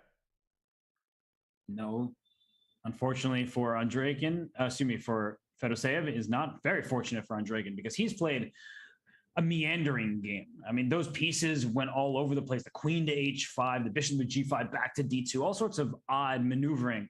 But he's so strong that he can play like that and still not suffer defeat, at least not based on the current position. Yeah, walking on a tightrope and now forcing the queen trade. The sad thing for Black is that Queen D8 is literally the only square available to the queen, and this game is going to end in peace, most likely. And what's he thinking about? Like, there's nothing else to do, right? Rook D8 blunders E6 with check, so. Okay, so we're in this endgame, and this. Okay, it looks level, but that doesn't mean it's going to be a draw. Black is probably the better side with the pass pawn. I might take White here. Okay, because you move the bishop and try to play F4? No, just because Robert Hess said he would play Black. Got it. I thought you actually would think the pawns would get mobilized and you start pushing your F and E pawns. Yeah, do I strike you as somebody who makes decisions based on an objective assessment of the position? Come on. No, but I actually do think that perhaps White has some pawn mobility later down the line. Also, always worried about Vladimir's connection when he gets down below a minute. Actually, you said that, and I was looking at his connection to see if he's good, but it seems like he's all right. And one thing about Fedoseev is he's very classically trained, so he's happy to make a draw with Black, right? If he's better, of course he'll try. But if the position is unclear, he's the type of player who says, all right, I'll settle for that draw because I get White in game 2. So I don't think, looking at this position, he's thinking about winning. He's just like, all right, I'm happy to let this fizzle out. Mm-hmm. Okay, 8. Yeah, and you don't want to do anything ridiculous, right? Just because you were better earlier does not mean that, how many times have we seen that one player gets upset, they overpress, and then they end up losing? Too many times. It's happened to us. It certainly has. I'm thinking about Fedoseev, and I feel like the guy just loves online chess. Yeah, he does. And it's been really good for him because he's succeeded in so many different events. Yeah, he was even trying his hand at streaming a couple of months ago. I was helping him out a little bit. Wasn't as much into that. He realized how hard it is to monitor the chat at the same time. Mm-hmm.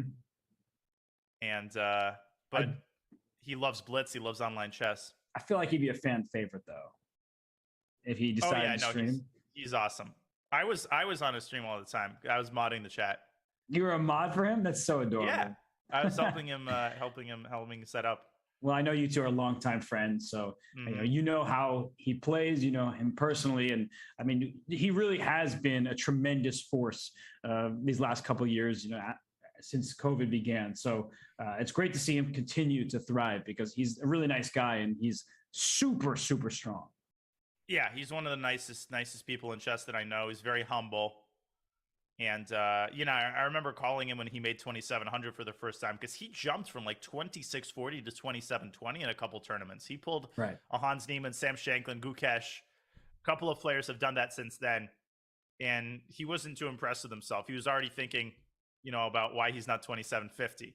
And he's got that attitude. He demands a lot from himself, and he's afraid of absolutely no one. We were talking about that yesterday. That's what makes him such a dangerous opponent across all time controls. Well, I'm going to be honest. Dimitri is making progress here. I was about to say I'm a little afraid for him in this game because this king is starting to walk up the board. And if that king keeps going, Black is going to be in some big trouble because the king on G8 is stuck on the last rank. F4 is possible to defend the G2 pawn. I like it. Dmitry Fedoseev.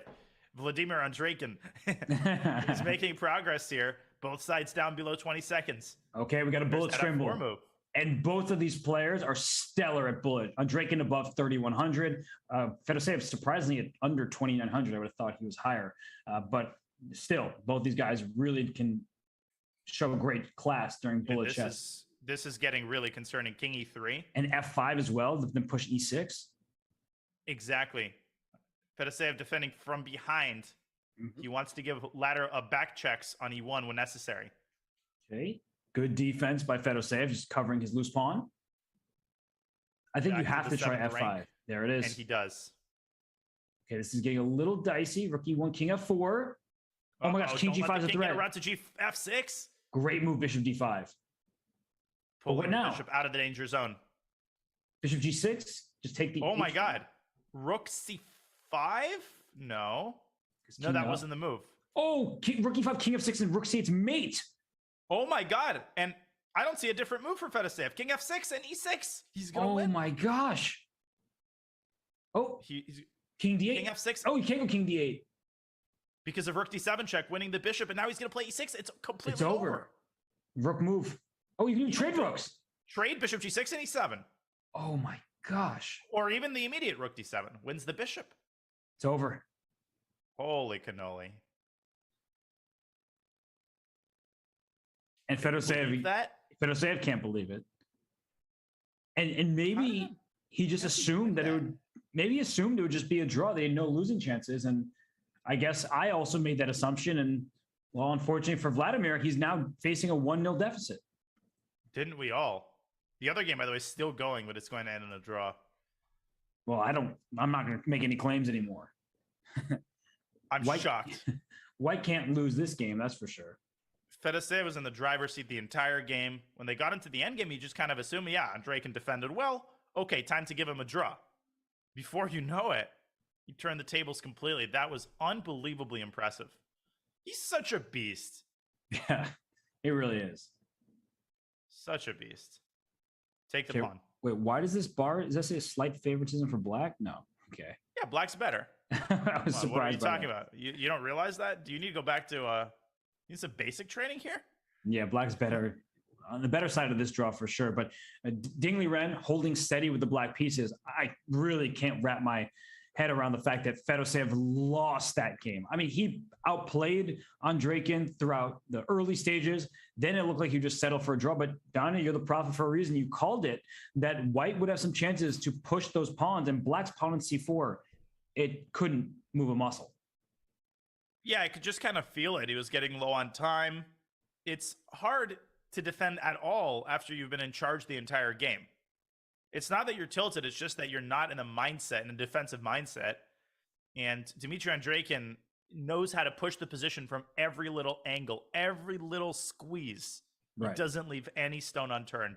And we saw that once again there. If we pull up that game just really quickly, Danya, this is a good example of, if you're going to make a draw, you want to make it immediately, because the longer the game goes on, the more chances you give your opponents. I'm wondering if there was a moment, I don't actually know of one, where Fedoseev could have just forced pieces off the board, forced a draw in some way. I think there was. I think it was here. And I think the move was rook c8. Oh, wow. And Andreykin would have been forced to trade. I mean, you're not going to leave the black rook behind the pawn. But, oh, and there's a beautiful detail. Rook e5, you can actually play king f7. It looks like a blunder. Oh. But the pawn is unstoppable there in that line. The game has begun, so we're interrupted. But I think you got the point. Rook c8 would have forced the rooks off the board. That bishop endgame, I think, would have been a lot easier for Fedoseev to hold. Okay, well, that answered the question right from the get-go. There was a way to trade off pieces, but we are in game two. You see the players are going to flip. So Andreykin has black in this game. Wesley so is black. So the players are upside down, but the games are just getting underway here. Cholula, look at that. H4, H5 by Ding over on the left side of your screen. Oh, he's pushing. This has actually become so topical in recent years. These pawn pushes against a fianchetto, just gaining space, forcing that bishop out of its home. But that could be a pawn that's gone too far. Yeah, it's an incredibly committal decision. Not only to put it on h5, but to drag it all the way to h6. You're also closing down the king side, which means you're not going to be able to access black's king that easily once it castles king side. Mm-hmm. So in this position, after bishop f6, what is the follow-up? He just castled. That's fun because normally when you push your h-pawn, you think you're going to get an attack, but there is no attack. There's no tension between pawns. So Knight now, h2. You know, this is the game between... Okay, so Wesley should have good insight into this position, at least some insight, because Amin Tabatabai played like this against Levano Ronin at the Olympiad. With white. Amin was white, Levon was black, but Wesley was on the next board. Was sitting next to them. Yes. So this position should be at least a bit familiar to Wesley, who also plays c4 himself in some games. So we'll see how this one continues. But Ding Liren, after throwing his h-pawn off the board, he's the one who's spending a little bit more time. Imagine showing this to Capablanca. Let me read out White's last four moves. h4, h5, h6, castles kingside, knight f3 to h2. And now d3, just going about his business. Just another day at the office. I mean, of course, it makes perfect sense, right? You have this great bishop on g2. So that's an excellent minor piece. And knight to e4 will attack the bishop on f6 and the pawn on c5. So the Wesley just goes rook c8. He's not worried about it. No, and you often want to play the move c4 yourself as black, because that improves the positioning of your knights over there on the queen side. I don't know if I'd be so keen on giving up the bishop pair in a pretty wide open middle game. Ding, by the way, can also consider the very thematic idea a4, trying to push the other pawn to a6. How often do you see that? Pawns on a6 and h6 by move 15? Almost never. So that would be kind of funny, actually. But the question is, do you want to give away the b4 square? We saw Parham take that b4 square against Ding in the earlier match today. It's a different position now, and Ding says, did it once, let's do it again. That was fun. Crazy. And Wesley could try to halt the progress of the pawn by playing a6. If he plays a5, he correspondingly gives up the b5 square. I don't think we're going to see that.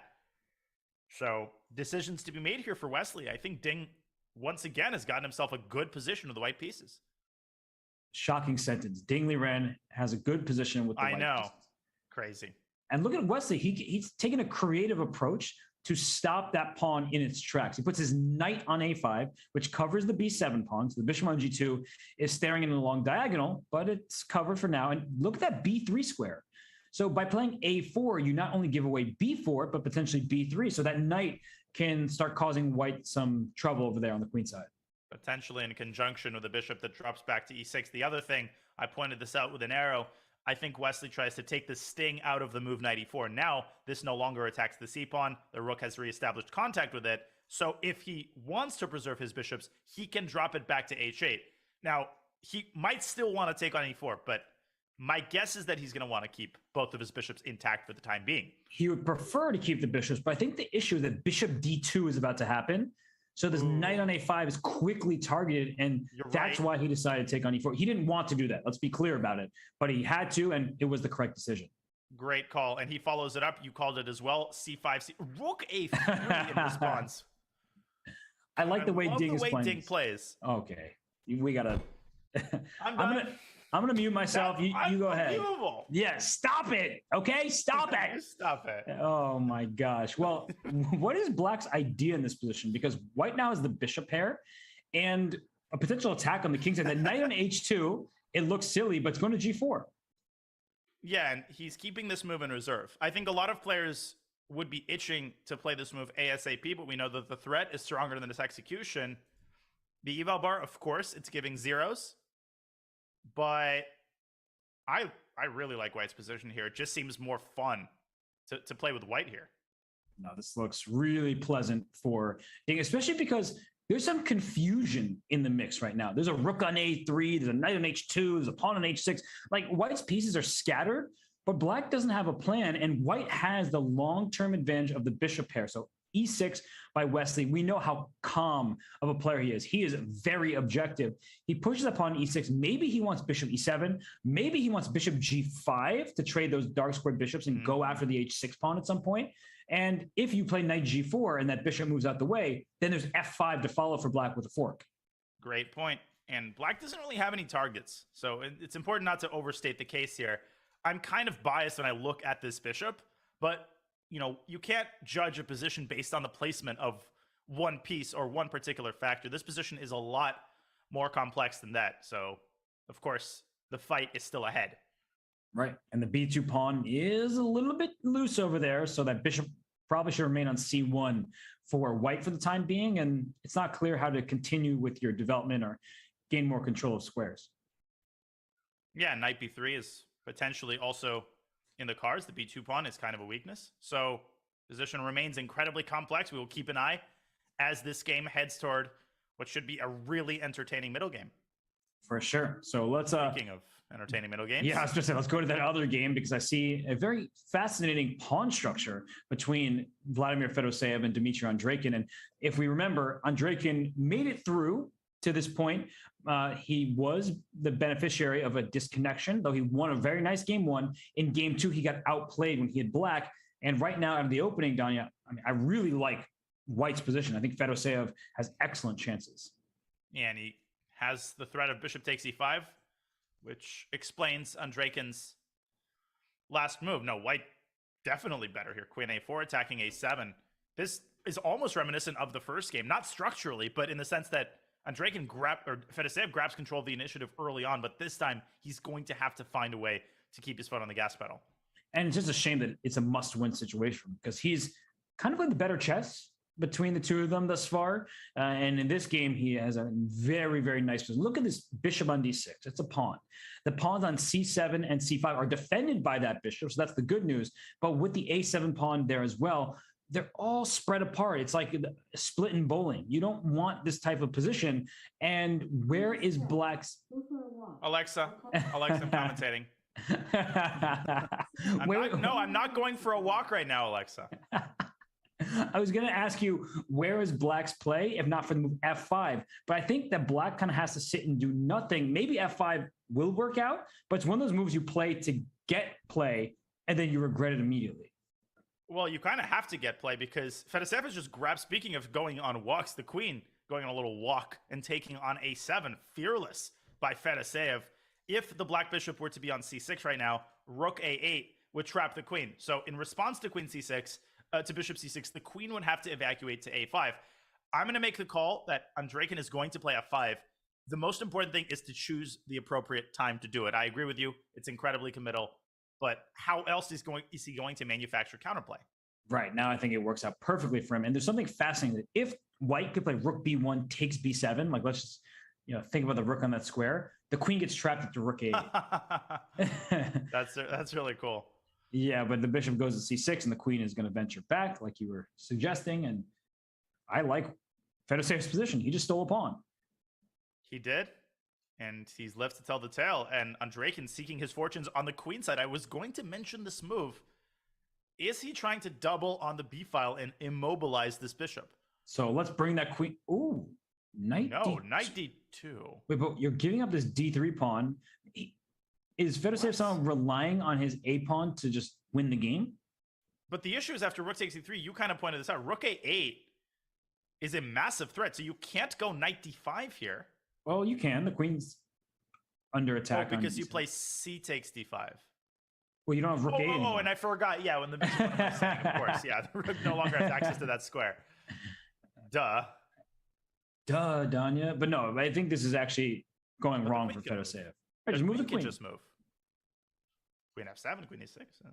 That d3 pawn is not just a little bit important. That was an essential pawn to keep. Yeah, and after queen f7, how do you defend against rook a8? Sounds absurd, but it's a serious threat. Can you just go back before knight to d2? Because I'm just wondering here, and I think that maybe Fedoseev put a little bit too quickly. Like, what was wrong with queen d2? I don't know. Yeah, rook fb8, and now maybe like queen c2? Is it bishop a4? Okay, I can see why this would look a little odd. But yeah, this seems like white clearly is happy to keep an extra pawn. Yeah, bishop a4, maybe you can stick a knight on d5 and then drop it back to c3 or something. Weird decision by Fedoseev to go for these adventures. And it seems to me that they're going to backfire. Yeah, especially because he got exactly what you could hope for out of the opening. He won a pawn. Black's compensation was clear since the b file control was nice, but it didn't seem like it was sufficient for equality. So I think that we saw earlier Parham just throw everything at Liren, and that clearly didn't work. But for Fedoseev, he decided to do that mid-game, and I don't think he should have switched his approach. Agree completely. And knight takes c7 here also doesn't seem to work. The queen will be overloaded. Mm-hmm. No, he's bitten off more than he can chew here. Rook e3 might have been the only move. And what a move it is. Dislodge the rook from d3. That's a great move. Rook a8, of course. You play queen takes a8 and get 2 rooks for the queen.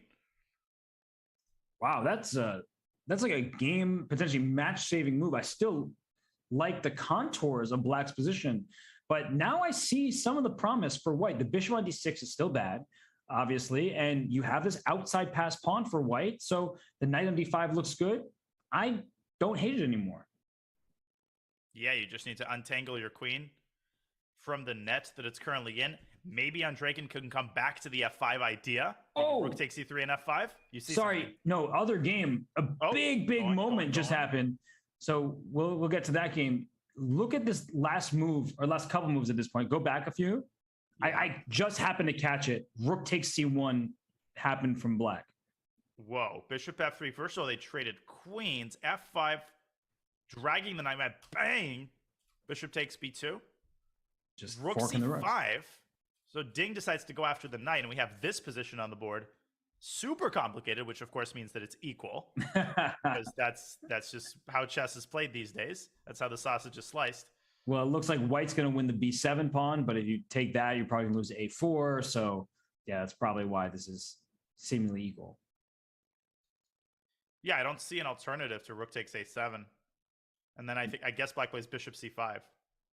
Yeah, this is another. I caught rook takes c1 as it was happening, and I didn't know what the evaluation was. But now that we're here, I'm like, oh, okay, maybe it wasn't as exciting as I would have hoped. Yeah, I guess we're going to Armageddon for the first time today. Mm-hmm. Whew. Whew. Well, I guess complicated, rich games. Well, we still have these 4 players duking it out, trying to make their way through the losers bracket. Coinbase wants to hear from you, chat. Who will make it out of the losers bracket?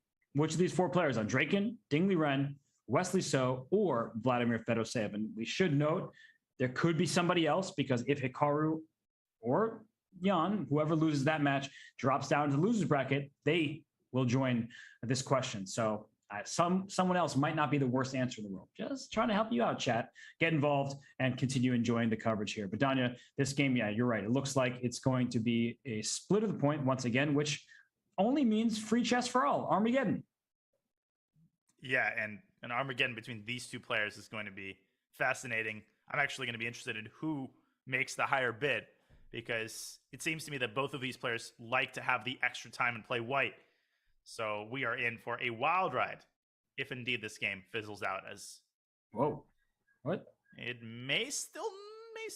we may still see some adventures here. And it looks like terrible for white to allow bishop e3 pawn takes, but the bishop on f3 obviously better than knight on b6. So a good decision in the end. Great decision. Of course, rook b5 forces the immediate draw, and I don't know if white has an alternative. I mean, what else is the rook going to do? We might also see a repetition of the rook a7, bishop c5. That feels likely because the point after rook a7 is that you're going to play the move a5 yourself and then win this b7 pawn, and then black's in big trouble. So that's why bishop c5 is so important in this position, because after a5, the knight moves out the way, and then you don't even get b7, and your rook is trapped. Yeah, literally. And you only can go to d5, as you're pointing out. If you go anywhere but d5, white has the escape hatch through b7. Right. So this is looking like a repetition. Oh, or not. Rook e5. I think Ding is flirting with the idea of playing for a win. But is he playing for a win or a loss? That's the $1 million question. Because Wesley could take this pawn, and I believe that's called a passed pawn in some circles. And someone told me that passed pawns in the endgame can be dangerous. You have learned correctly. So there's a reason why you're the sensei, and that looks a bit worrisome if that pawn can get up the board. And the bishop on f8 is perfectly placed. It protects the black king. You say protect the king. It's not in trouble. But if e6 is to fall, then that king could be in a bit of danger. And the bishop on f8 covers the b4 square when you start pushing the pawn up the board. So I actually think that Wesley, he's really going to dig deep here and maybe even try to play for an advantage. And I don't honestly really see an alternative to knight takes a4, because if he plays king f7 here to defend e6, then Ding will play a5. He'll gladly save the pawn, move back to b5, and the pressure on b7 could get unpleasant. I'm positive that that is also a draw. You know, there are many roads lead to Rome here, but, you know, I wouldn't be able to resist. Can I show you a quick line there? So king f7, a5, knight where? d7? Sure. Let's say rook b5 and you play knight c5. I think I bishop takes b7. Oh, that's beautiful. If knight b7, then a6. If rook b7, this is such a classic, timeless idea. That knight is on the worst possible square on the entire chessboard. Wherever you move it, the pawn moves up to a7 and it's unstoppable. Yeah, Even so if the king was on d7. Right, exactly, right. So it's one of those things you learn in certain endgame positions, and that's what had the cogs turning in my head about that possibility. I think the French study master André Chiron first kind of uncovered these beautiful ideas in the early 1900s. So very good call by you. And we have more transformations here as Wesley decides to go after the H pawn instead of the A pawn. Okay, so what is Ding's idea right now? If he plays A takes B6 with the opposite colored bishops, that should just be a draw, but now all of a sudden Wesley has a pawn ahead. And if he plays taking on E3 with the rook, then just knight C4 and A5 will He'll fall. take with a pawn. And then try to play rook C5 or something. Or rook B5. I'm as skeptical as you on knight C4 here. But then rook B5. No, Ding decides to bail out. And maybe wisely so. But why did he didn't have to give up a pawn to get here, right? He could have just done it immediately. This was necessary. This was necessary. He's just saying that he tried. He put in the effort. That's all he wanted to make known. Okay, so this is for sure going to be a draw.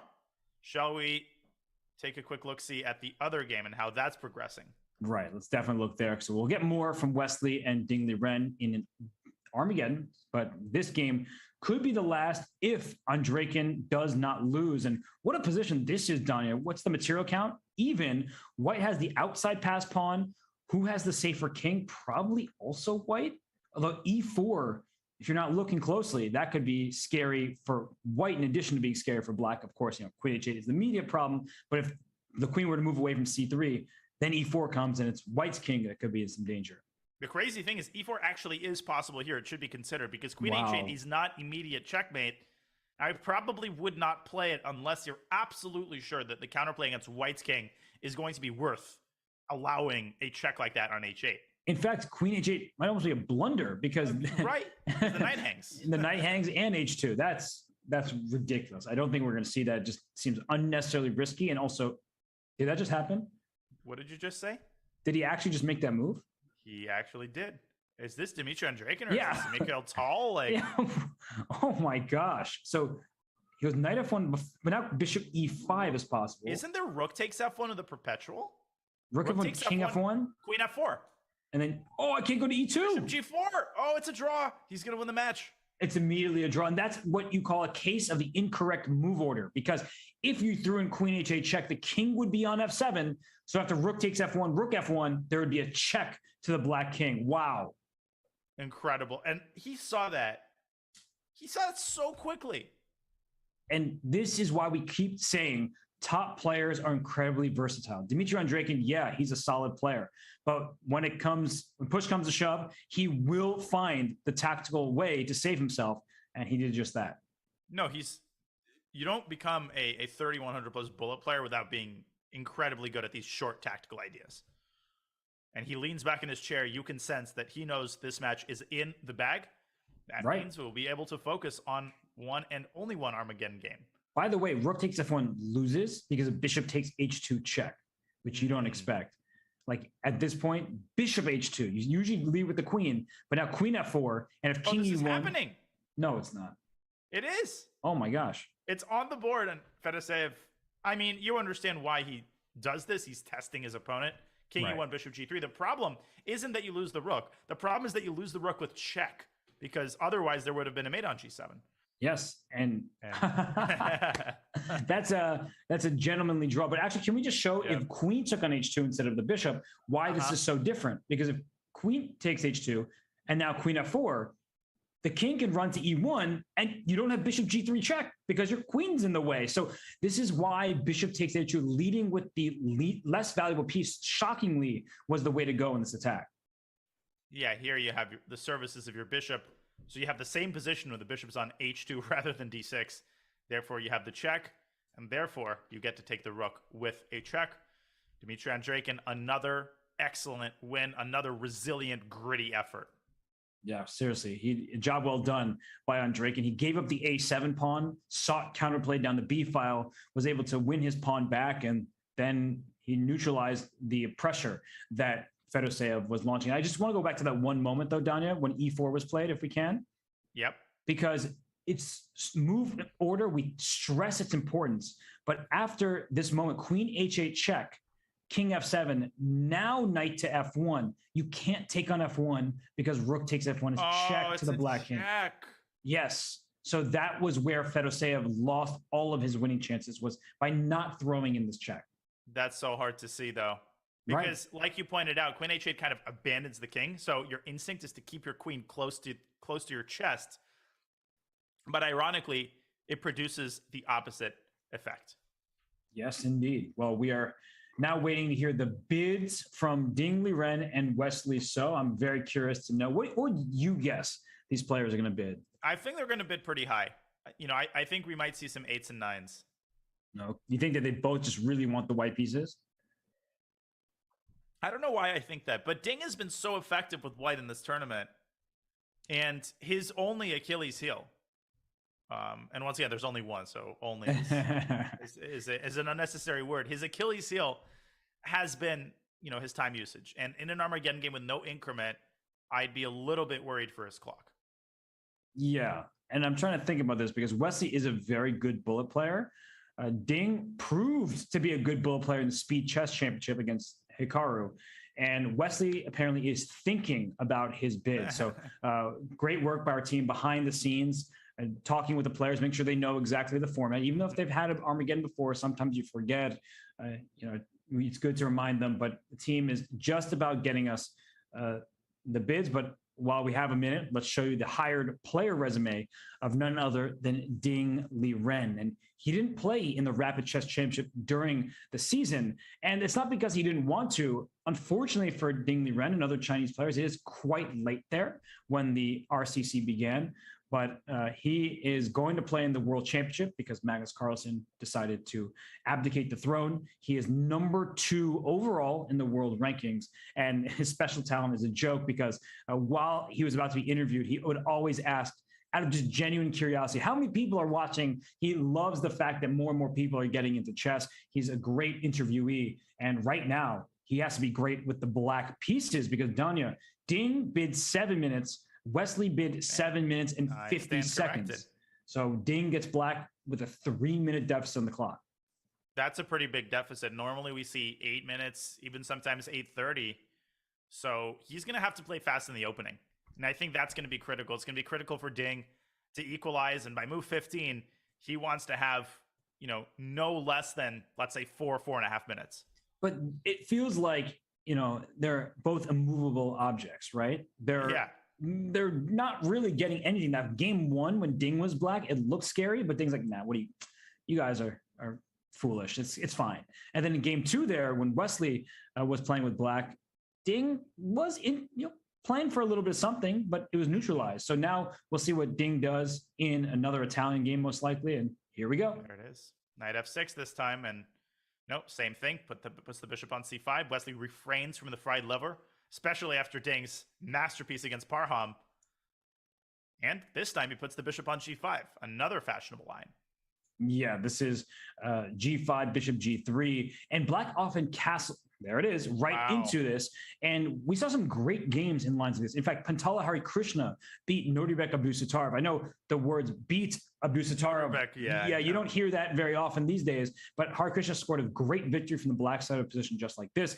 Jan Krzysztof Duda plays this from the black side, Vidit Guzrathi, pretty much the who's who of chess. So it is an opening consistently played at the top level. And lots of decisions to be made for both sides. White, I indicated this move h4, trying to exploit the hook on g5, but that can also backfire. If the king side gets dried up, that would definitely be in black's favor. You have to watch out for d5. Black has to watch out for d4 as well as queenside expansion. So it's a tremendously rich position structurally where the pawn structure is completely undefined. And I like this from Wesley's perspective. Given Ding's time situation, I think this kind of line is kind of what the doctor ordered in an Armageddon game.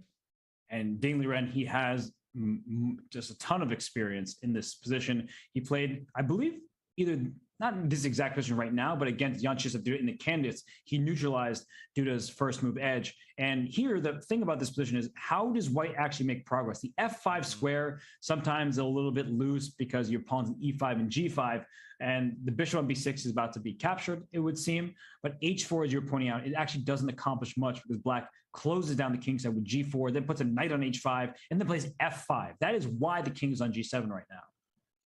Yep, to avoid the potential for some sort of a discover check. And Wesley actually decides to castle kingside, which bears its own risks because now black's pawns could potentially steamroll white's minor pieces here, which are kind of sitting ducks. But Ding decides to develop his light square bishop instead, kind of walking into knight e3. Yeah, that's a bit curious why you would allow knight e3. You don't want to capture an e3 and open up the f-file, that's for sure. I mean, ideally you would want to have your cake and eat it too. You'd want to take on b6 and then somehow retool the other knight and maneuver it to e3, but that takes a long time. Right, so knight e3, maybe just bishop d7 is kind of forced, just cover the f5 square. It doesn't look like a retreating move you want to play, but I'm also looking at the clocks, Danya, and Wesley has spent quite a deal of time to get to this position. So it feels like Ding thus far has been the more comfortable player. Yeah, impossible to say which direction this game is going to go. h5 can be pretty reliably met with h3. Or so I thought, but this is happening. So h3, is there h4 suddenly for black? And if I drop my bishop back, you drop your bishop back, and that pin becomes a big problem. Okay, this is very spicy. So bishop h2, bishop h5, then the f5 square is finally up for grabs. But Ding is happy to give that square away, all in the name of this pin. And that pin is like an everlasting pin. It's not one you're getting out of. So, well, you could play queen d2. You could even allow bishop takes f3, and maybe Wesley will. That looked scary, but instead he takes that sound is right. dark square bishop, because now you can allow certain ideas toward the king side because there's no pin from b6 to g1. And h takes g4 is in play. That's a candidate move. Right. Because all of a sudden, what can end up happening, black's king could end up caught in the crossfire after something like queen d2. Well, let's see what Wesley does here. Knight h4 is even a possible move. Queen D2 play F6. Is that available? Bishop B6, knight H6. I think black's actually quite fine here. Yeah, it seems like you're going to stabilize in the king side. I think Wesley, maybe you could have taken this pawn on G5 instead of playing F takes G3. Whoa. Wait, why would you? What are we missing? Well, there's either queen takes G5 or even knight takes G5 because rook H1 is not possible. The king escapes through E2. I don't understand this at all. What? Just knight takes G5, no? Oh, no. Rook H5 and queen H5. And after knight F7, is there queen H8? No, the king escapes, as you were just saying. But that's very close. Also, the knight on F7 defends the H8 square. No, but I'm giving up my queen to checkmate you was my idea. But it doesn't actually need to checkmate. I see. This is what Ding's going for. This also looks bad. Okay, I love moves like that because I was so tunneled on taking on F7. Oh, Bishop D1! Bishop D1 1-0. And Ding noticed it. I'm pretty sure Ding noticed it. I'm sorry to interrupt you. No, you didn't interrupt anything. Ding looked and he kind of like grabbed his head exactly like this. He saw Bishop D1 as soon as he brought his knight back to E7. But that wasn't, that was just complete collide. There was no need to give up that pawn at all. Just go F6. And you see Wesley clapping.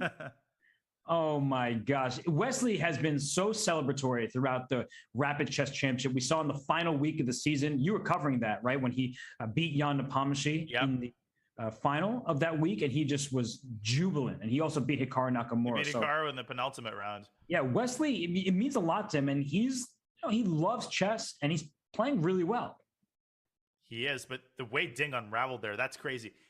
On move 18, if you had told me the game would end 4 moves later, I would not have believed you. So a frustrating end to the tournament for Ding, but he can hang his hat on so many of the masterpieces that he played, especially with the white pieces. So a good performance at the end of the day. Wesley is the more stable player in the Armageddon. So Wesley makes it through. He will meet Dmitry Andreikin in the next round of the losers bracket, but we're going to the winners side of things right now because when we come back from this break, we will have none other than Hikaru Nakamura and Jan Nepomniachtchi clashing for a spot in the grand final. Do not want to miss that in just a few here at the Rapid Chess Championship Finals presented by Coinbase.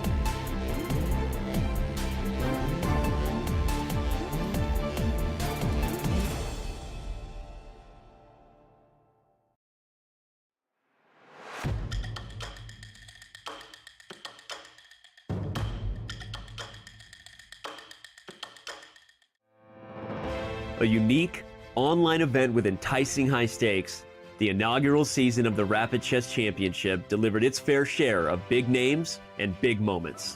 And Hikaru Nakamura is going to win. How did he do that? With more than 50 grandmasters claiming cash prizes over 6 months of weekly competition, it was also home to a healthy helping of big surprises. E6, blundering F7. This has been such a roller coaster. Awarding over $500,000 in cash money. But year one of the RCC is not done yet. The Rapid Chess Championship is presented by Coinbase, and the finals are finally here. The brightest stars from the regular season, including Hikaru Nakamura, Fabiano Caruana, Alexander Grishuk, and more, are back to take a run at a fresh $150,000 and the very first Rapid Chess Championship title. Also in the mix, the familiar faces of top players known for dominating elite online chess events. How will they handle the pressure of chasing a championship? And crashing this party as wildcard invites, some of the most famous names in competitive chess drop in to stake their claim to the $30,000 first prize. My friends, it's the inaugural Rapid Chess Championship final. Who will make history as our first RCC champion? What surprises are still to come? We are soon to find out.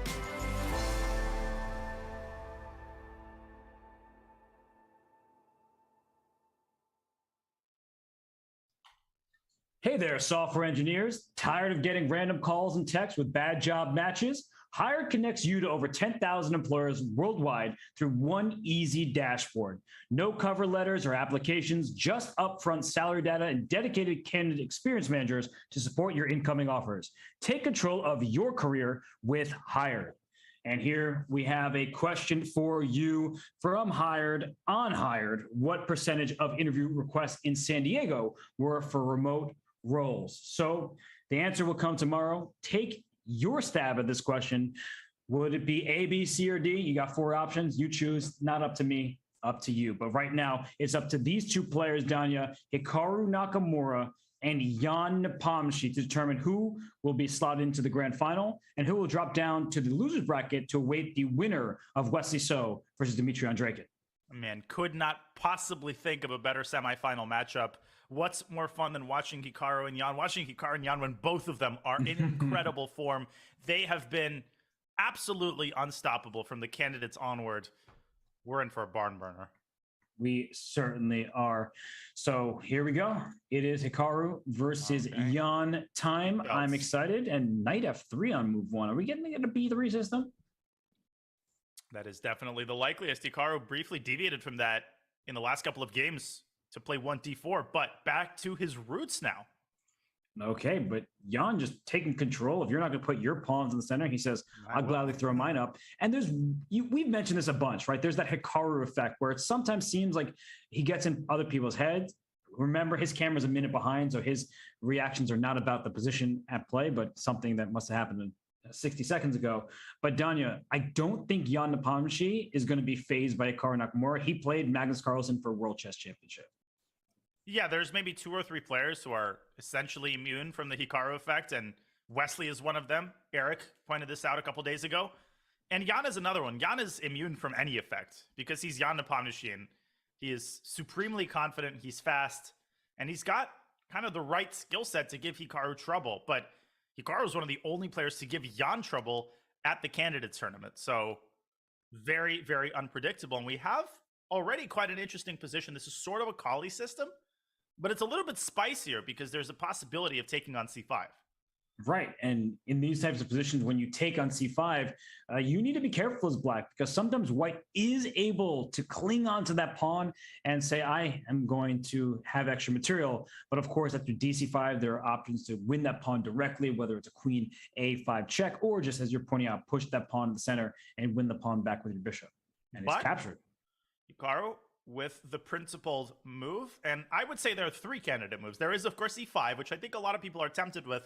But people forget that white can here play bishop e5, and very often black bites off more than he can chew. Nothing is developed, and Jan, rightly so, going for a more conservative approach. And we have some sort of a reverse Queen's Gambit accepted almost. We do. And Jan Nepomniachtchi in recent years, since he won the candidates for the first time in 2020/21, it feels like he just has this calmer approach to chess. It's not just because he's sipping on tea every time he plays, but his actual style has changed. At his heart, in his heart of hearts, he is this aggressive tactical player, but instead of forcing the issue, he has been able to say, I am going to play when it comes to me, rather than saying, I'm just going to go in there and try to checkmate you. So I really like the way he's been playing in recent years, and look at how quickly he's responding to Hikaru's opening. He's become more versatile. We saw a great example of the new Jan, the Jan 2.0, in his Armageddon game against Vladimir Fedoseev. A Catalan, a gritty positional effort, not forcing anything. And Jan showing us that it is possible to change yourself even when you're over 2,700. For sure. And I just want to give a quick shout out to TFS 2832 for a very nice compliment. I appreciate that. And greetings to you in Germany. So thank you. Here's your shout out from me to the chat. Shocking, I know, Danya.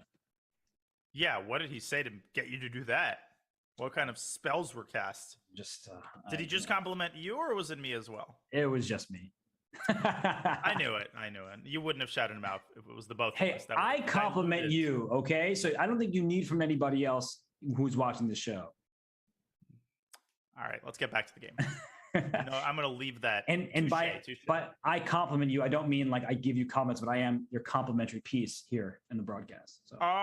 That's what I thought you meant. You would never admit to actually praising me on air. Knight A7. I'll have our moments and this knight just come. See, this is exactly what I mean by the Jan Nepomniachtchi of like the new version of him. He makes these moves. Like, I got to get this bishop out here, and I don't mind. Which some people, they succumb to psychological pressure. No, I can't move a piece where it just came from. He said, this is objectively the best decision. I'm impressed by him right now. Yeah, knight back to c6, and he is preparing the move e5. Of course, Hikaru is not going to repeat. And knight c3 is very unusual in these types of positions. I think the mitigating factor is that Hikaru is aiming for b5. Normally, it's white always plays c2, c4 to challenge the center. But Hikaru, he doesn't hurry with this. Knight a4, wow. What do you make of this? I think that bishop's going to move back to a7. So the black's minor pieces are going to use that square, rotate through it, and bishop d6. Rotate to diag. Exactly. I didn't want to allow the ice skater. I didn't want to allow the knight into b6, which is why I chose a7. But Danya, black's foundation is very strong here. But what's the actual plan? Yeah, because white's plan is essentially clear, right? Queen e2, and you're preparing c2, c4. Now, the sort of equivalent idea for black ideally would be e6, e5, but in order to prepare that, you would have to play something like bishop e8, and we already know what's wrong with that. That allows the knight to jump into b6. So very interesting choice by Hikaru to place his knight on a4. It's got a lot of potential energy, and it's holding black's pieces back. But Jan, he tries to exploit one of the drawbacks of knight c3 to a4, which is that the e4 square is no longer under white's control. For sure. And I guess he'll just continue developing naturally, bishop d7 and things like that. And if the knight wants to, he can hop back to d6 at some moment. So you can't lose sight of that if you're Hikaru. I know you want to play c4, but at some moment, a knight d6 retreat could be annoying. Yeah, it could. I actually like black's position here. I think Jan has done a great job of, neutralizing Hikaru's opening, and c4, despite the fact that d takes c4 is a discovery. There's a Hikaru move if I've ever seen one. I think he's intending queen c2 in response. All right, it makes a lot of sense. And I would play probably knight d6 here, just to kind of force Hikaru's hand, hitting the c4 pawn a second time, also attacking this bishop. But it's getting unclear. So I really like this move c4 from Hikaru. We know that's what he wanted to play, but I thought he would have to spend an extra tempo to make it work. Yeah, the position beginning to heat up here. Knight d6 is a very Jan type of move. Look, he's just sipping on his tea. Yeah, he's so zen.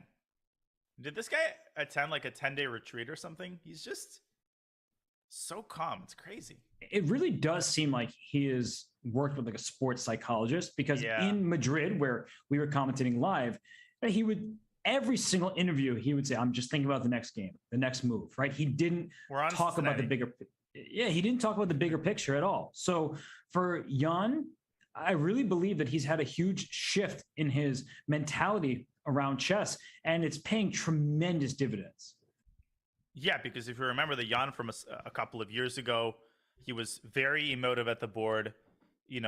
Losses often broke him. This is a completely different person we're talking about here. But back to the game. Big question for Hikaru. What is he going to take on c4 with? He takes with a pawn. And this is a very interesting construction, Robert. If you take on b5, that pawn replaces the bishop, and that might be even more unpleasant than keeping the bishop on b5. He might just lose a piece, actually. Yeah, b6. Yeah, trapping the bishop on a7. So knight takes b5, not going to happen just yet, but now it's more of a threat with the rook staring down at the queen on c2. Oh, for sure it's a threat. Takes, and then there's all sorts of shenanigans. Knight e5, knight e4. At the very least, Hikaru will probably have to reposition his queen to b3. And then it's hard to find moves here. For both sides. Yeah, even every single individual choice is not easy. And that's why Hikaru is now down a minute on the clock. So he goes queen to b3. Like, what if Jan passes the baton back to him and plays like bishop e8? Just like, I mean, White does have improving moves like rook ac1, h3. So I'm not like too concerned for Hikaru's supply of moves. Bishop e8 is a great move, though, reopening the d file. And he might play f6 at some moment and use that bishop over on h5. Or maybe on f7 and then e5 and go after the c4 pawn. So there's a clear target that White needs to be worried about. I agree. And so I think that's the reason why Hikaru trying to exploit his biggest asset, arguably, which is his central control, preparing to double on the d file. And look at Jan. He still seems very calm. It's hard to tell with respect to Hikaru because there is that delay from his stream to this broadcast. But for Jan, he's been in the same pose the whole way through, and he does play knight to e4. And is he aiming for like a knight c5 at some point? I'm not sure. I think he's aiming for a trade of both pairs of rooks. Yeah, because queen d3, rook d8. Still rook d8, yeah, because the rook on d1 is unprotected. Makes perfect sense. We might see a large-scale liquidation and a draw, but the position remains incredibly sharp. So very hard to predict which direction the game takes. And I think, Danya, that if Jan's given the opportunity just to trade pieces and make sure that he can't lose, he'll do that because he gets White in game 2. And, well, we know how dangerous Jan Nepomniachtchi is with the first move advantage. Incredibly dangerous, especially in these RCC finals. And there it is, steadfastly following his plan, offering a trade of the second pair of rooks, and Hikaru can't really refuse that. I mean, I don't see him playing a move like knight d4. That looks... There's something incredibly flimsy about that. White also can't take his eyes off his king, right? If you abandon the king, queen h4 could come at some moment. Knight takes f2, and whoa, h4 by Hikaru. Speaking of, holy smokes. That move felt incredibly unnecessary, and I was going to say before h4 that in certain positions and even in endgames that White does need to be a little bit careful because of the split pawn structure on the queen side. But I think that now White is kind of setting himself up, Hikaru is, for a potential issue. This h4 pawn, for example, could become a target. Your knight would have to stay on f3 defending it. So it's getting interesting right now. Not problematic, but it just feels like a situation where both sides need to be a bit careful. And interestingly, Jan refrains from trading that second pair of rooks, and he plays knight d6, closing the d-file back again. And is he really trying to take on b5? Once again, there's that issue of the pawn replacing the bishop and forcing the other knight backward to b8. Although if you can trade rooks as well, the knight might go to d8. I'm not sure that actually improves all that much, but it at least doesn't get your piece trapped. Queen d1 by Hikaru, intensifying the pressure along the d-file. I'm not sure I love the move knight d6, but you called it. There's that f6 idea. And now you really regret h4. Right. Because after bishop h5, if only the pawn was on h3, you'd be able to play g4 on demand. Uh-oh, you see the eval bar? I'm not sure why, but it's going down in Jan's favor here.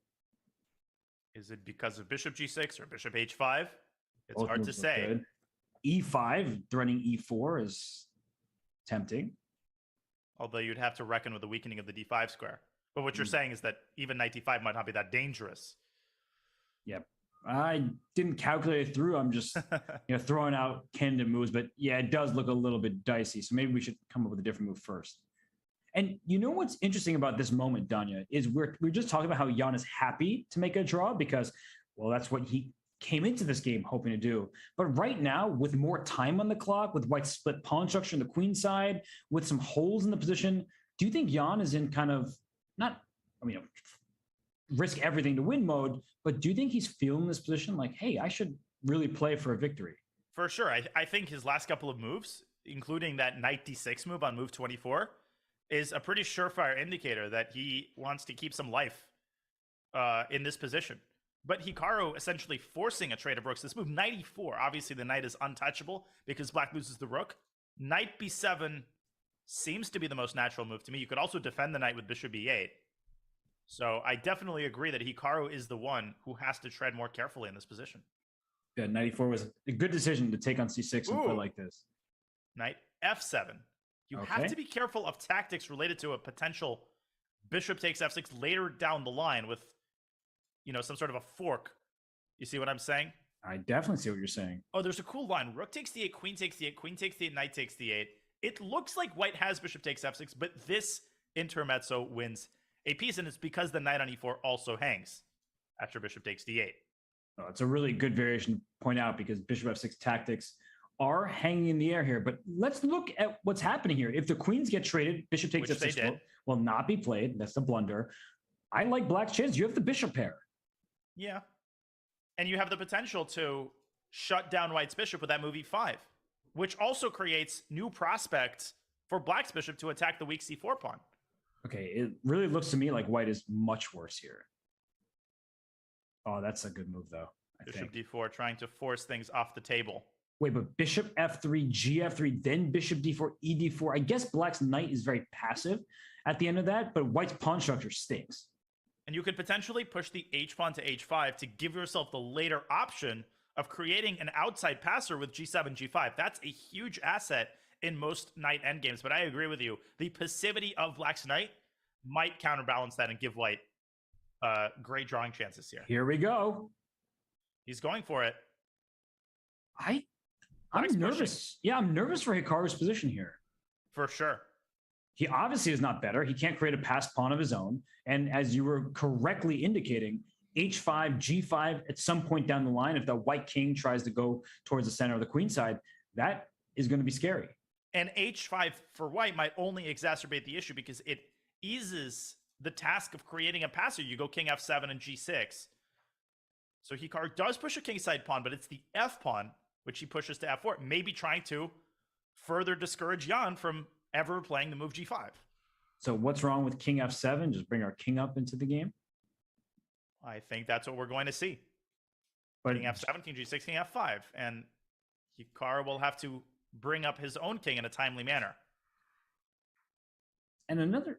Nah, that's probably too risky. I was thinking, can black at some point play a4 to get his knight to a5, but he plays f5 instead. Evelbar didn't like it. So I was going to propose this move because that allows black's knight to activate to d6. Right. Looks very natural, honestly. But now you need to be careful because if white can push c5 in some position, the knight gets out to c4. Yeah, that a-pawn is a very serious liability. Especially if black's knight moves toward the center. F5 might have been rash by Jan. C5. Okay, but now white has a clear path to a passed pawn, so that's the good news. Black actually doesn't, right? It's weird. We thought black was going to have a passed pawn at some point, but now white is the one who will have an unopposed pawn, but I guess the king is coming very quickly to the center for black. Yeah, I could see this fizzling out into a neither side can make progress kind of situation. I can also see this getting really sharp in the event that Hikaru pushes c5, and he just did. And Jan started drinking some tea, and now he's laser focused after that move c5. Well, the threat is obvious. I mean, Hikaru wants to play c6 and promote his darn pawn. Can Jan get away with d3, using that pawn as a decoy to keep white's knight at bay? I guess after d3, white will bring the king in, like king f1, king d1, king d2, and maybe just try to corral it that way. And black should probably do the same. Maybe king f7 and I don't know about e5, but there is a lot to calculate here for both sides. But d3, c6. c6, so knight d6. Force. There's king f1. Well, knight takes a5 is now a threat. Right? I think Hikaru's gaining the upper hand here somehow, some way. Can Jan go the other way? You can go g6, h5. But that's so slow. It feels very slow, especially because a5 is just hanging over there. Like, take it right. Pawn. So Yeah. knight takes a5.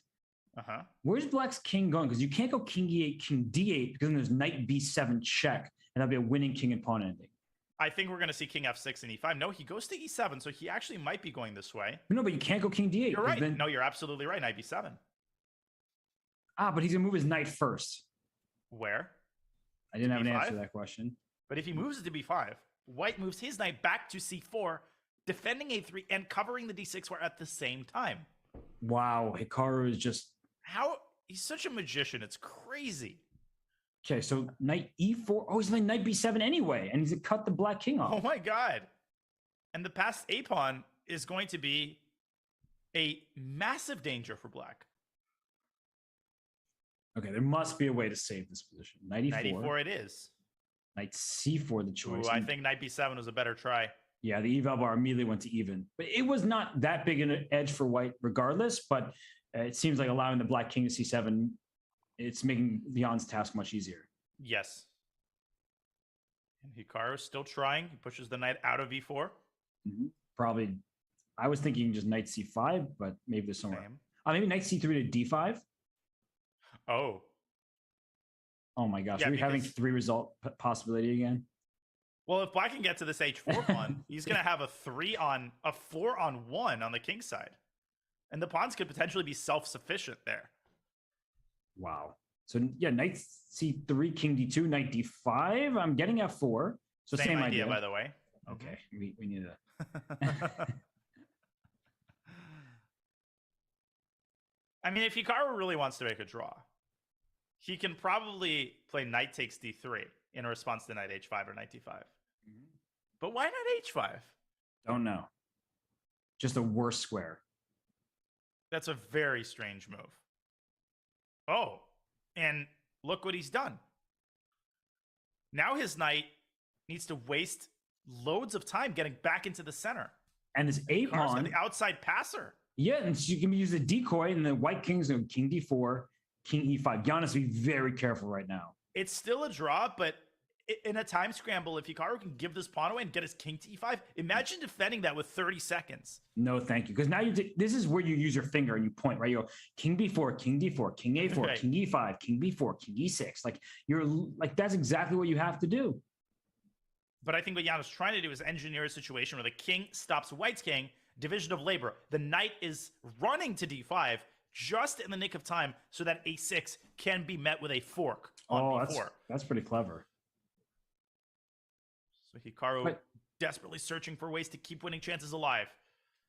Yeah, I almost wonder, and I was about to say if knight f8, should be thrown in, because now knight d5, of course, just hangs the e6 pawn. If you go king d6, you've already let the white pawn start running. And the white king to advance to d4. Oh my He gosh. blunders.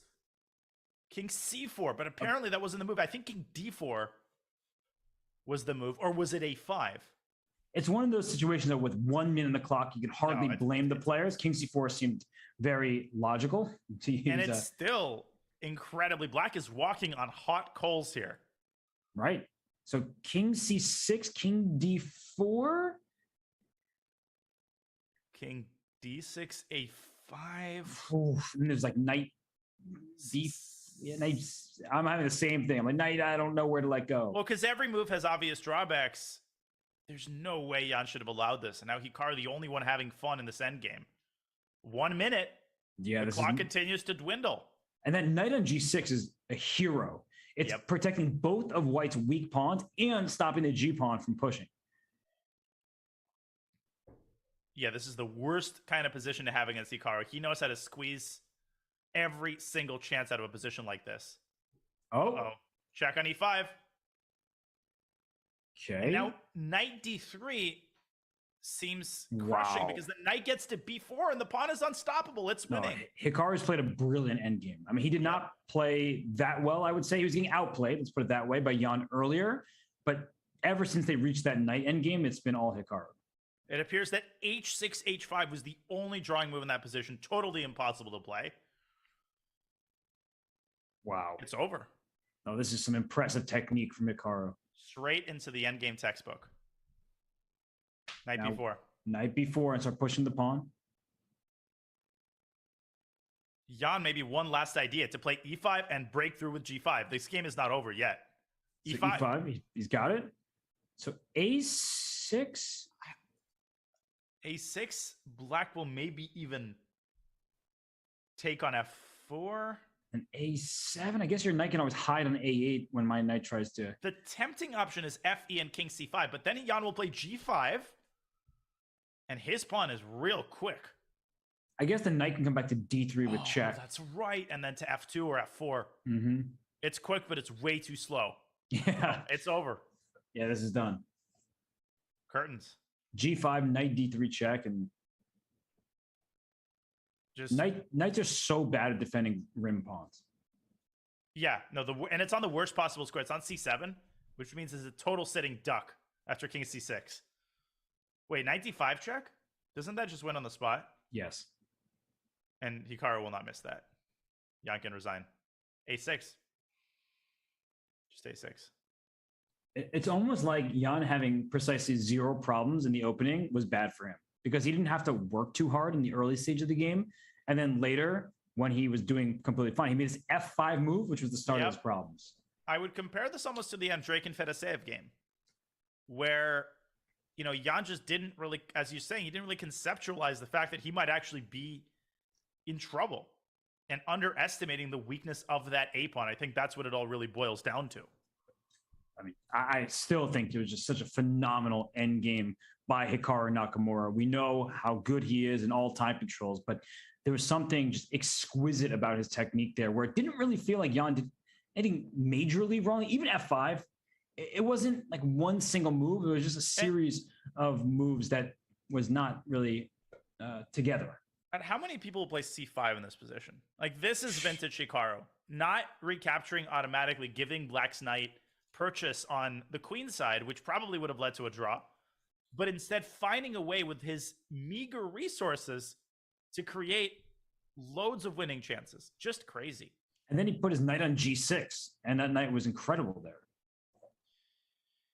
It honestly defies belief, but the second game is underway, and Jan has his work cut out for him. And here's another Catalan. And Hikaru's going to go for his DC and b5 line, so Jan better have something up his sleeve. Oh, there it is. He's going to force Hikaru into a different line. Oh, b6. Six. I don't really know that move, but Jan clearly does. And so does Hikaru. I've seen this before. This is an exchange sack for 2 pawns. But I feel like I've seen it with like the black pawn on b4 almost. I guess it's a different line. Right. Yeah, this is some crazy prep. So black is what? 2 pawns for the exchange. Completely irrational position. The white bishop probably coming out to f4. That's all I can say for sure. The bishop is probably going to come out to, even that I don't know. Maybe it'll come out to e3. But now Hikaru is the first to think, and that's probably a good sign for Jan. And if bishop f4, I was about to say, is so scary, g5 might be an option. But I like white's position. No, this is... Jan could not ask for a better position out of the opening in a must-win game. He has guaranteed himself winning chances in this game if he plays properly. Material imbalance, exposed king potentially for black, everything you could ask for, and a slight but growing lead on the clock for Jan, who has more time than he started with. Exactly. And he's, again, I'm just conjecturing here, but he's probably going to bring the rook to d1. From a visual standpoint, Robert, this looks incredibly unpleasant for black. I mean, what do I know, right? The position is irrational, so the engine leads the way here, but you can't move your knight. You can't move your bishop because you drop a7. How do you untangle here? And I guess that's the answer. Knight f6 to d5, creating a potential pawn phalanx on the queen side in the center. Jan is just... he's crazy. Well, what I would be worried about if I were Hikaru is not even can this prep, is this world championship prep. And Hikaru, while he is playing well right now, Jan seems to really know. Look at this. I mean, come on. H4. Oh, he takes it. Bishop F4. Bishop takes B8, cutting off the defender of the bishop and winning a piece. Yeah, H4 is definitely a move you play if you're not prepared. You know, wink, wink. Yeah, I think you just improvised that. This smacks of improvisation, honestly, Robert. Goodness. Why would you think this is prep? Come on. No. Get your story together. Yeah, who am I? I'm really worried for Hikaru here. It's like one of these things where if he solves it, he's like Ding Liren against Hikaru in the candidates, where Hikaru played like 27 moves of prep and then Ding Liren held and just played a brilliant game of chess, or he's just going to get blown off the board. There are two options here. He played the human move, of course. And that got Jan thinking, which is might be the happiest Hikaru's been all game or all match. So is the plan for white to essentially at some point play bishop d4, king g2? Exactly. Yeah, you're on the same page. Which is why I think bishop takes g5 is very much in play here. But Hikaru takes the pawn and... This looks really bad. Oh. And maybe bishop f6 should be considered, but then it's a bishop d4 is not the only problem. Rook h1 and queen c2 is just as dangerous. In fact, that could just lead to checkmate right out of the gates. Yeah. Oh my God. So, I think this is an opening that Hikaru is going to regret playing because it's super sharp and Jan just knows it better.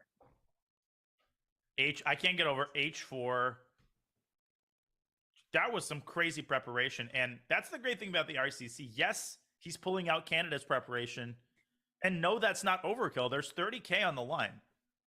And these players are taking this as seriously as an over-the-board tournament. They certainly are. And I mean, what a time to unload your preparation in a must-win game, the second game of your match against Hikaru. And I mean, if we're being honest, Danya, this game, it's not set in stone, but it could decide the winner of the Rapid Chess Championship, because now you have the benefit of, even if you lose in the grand final, you still get that second match, whereas you don't want to have to be clawing back when you have no choice but to win every match. You don't have the luxury to say, yeah, okay, I played a bad 2 games. Let's get it next time. Yeah, the loser is dropped into the dog pit of Wesley against Andreykin. So that is far from a guarantee. And Hikaru is at a loss here. So he's trying to prevent a loss. Yeah, I'm trying to figure this out, though, because one thing I'm noticing is the bishop on f3 is out of squares. So if I can make a move that threatens g4, maybe it's f5, maybe it's queen g7, I'm not sure which one, but either way, if I can threaten g4, that might be a tempo-saving move and maybe a game-saving decision. So what is White's response to f5? Because the threat of g4 is, believe it or not that easy to parry. You don't really want to go g4 yourself and create kingside weaknesses, allow bishop d6. Maybe just rook h1, honestly. And after g4, play bishop b4. Like, I don't care about that bishop. I've got all I need. Takes. And then gosh, this looks horrible. Yeah, the eval bar shut up to justify this decision. Because the e-file also opens up, and that means when the rooks combine on e1 and h7, black just gets massacred in the center. This is brutal. I mean, Hikaru's spending all his time wisely because he knows that if he doesn't find the accurate move here, he's just lost. I just don't see this working out for him. He's down to 5.5 minutes. I could easily, in an over-the-board game, we'll put it this way, he would probably spend 30, 40 minutes here. At least, yeah. Exactly. And to have to make a decision in 3 minutes is nutso. And he plays queen f5. So he goes for your idea, preparing g4 and moving the queen out of the line of fire of White's dark squared bishop. A sensible decision. But g4 for White, now rook h1. Doesn't it just feel like White's play is too easy? And that's reflected in the speed of Nepo's moves. He's definitely out of prep at this point, right? Not even sure. Rook h5. Yeah, you never know at this point. Rook h5, rook h1, autopilot. You know what I consider for Hikaru is like rook e8 takes bishop e3. Huh. Yeah, you might as well.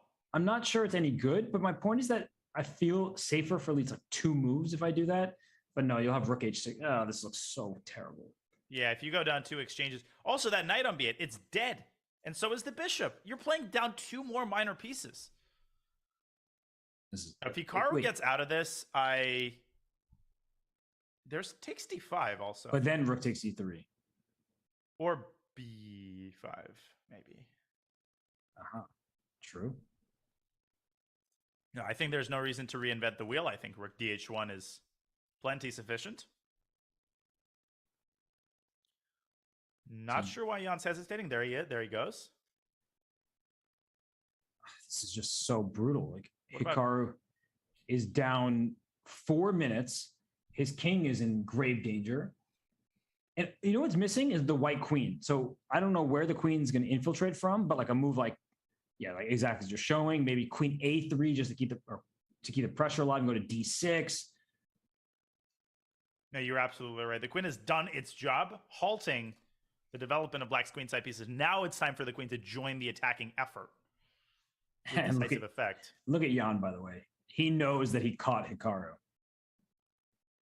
Yeah, Hikaru's clock continues to dwindle. He's now down to 4 minutes, and the problems merely grow and grow. It's hard to make a move here for black. Every single move has some downside. Well, I thought king g7 might be the most reasonable because rook h6 might be the most immediate threat because that allows white's queen to dive into c2 in one fell swoop. True. What do we say here? There's nothing to say. I'm speechless. d4. Okay, but bishop takes g5 and rook h8 check. Oh my gosh. I was looking for the tactic, and yeah, you found it more quickly than I did, but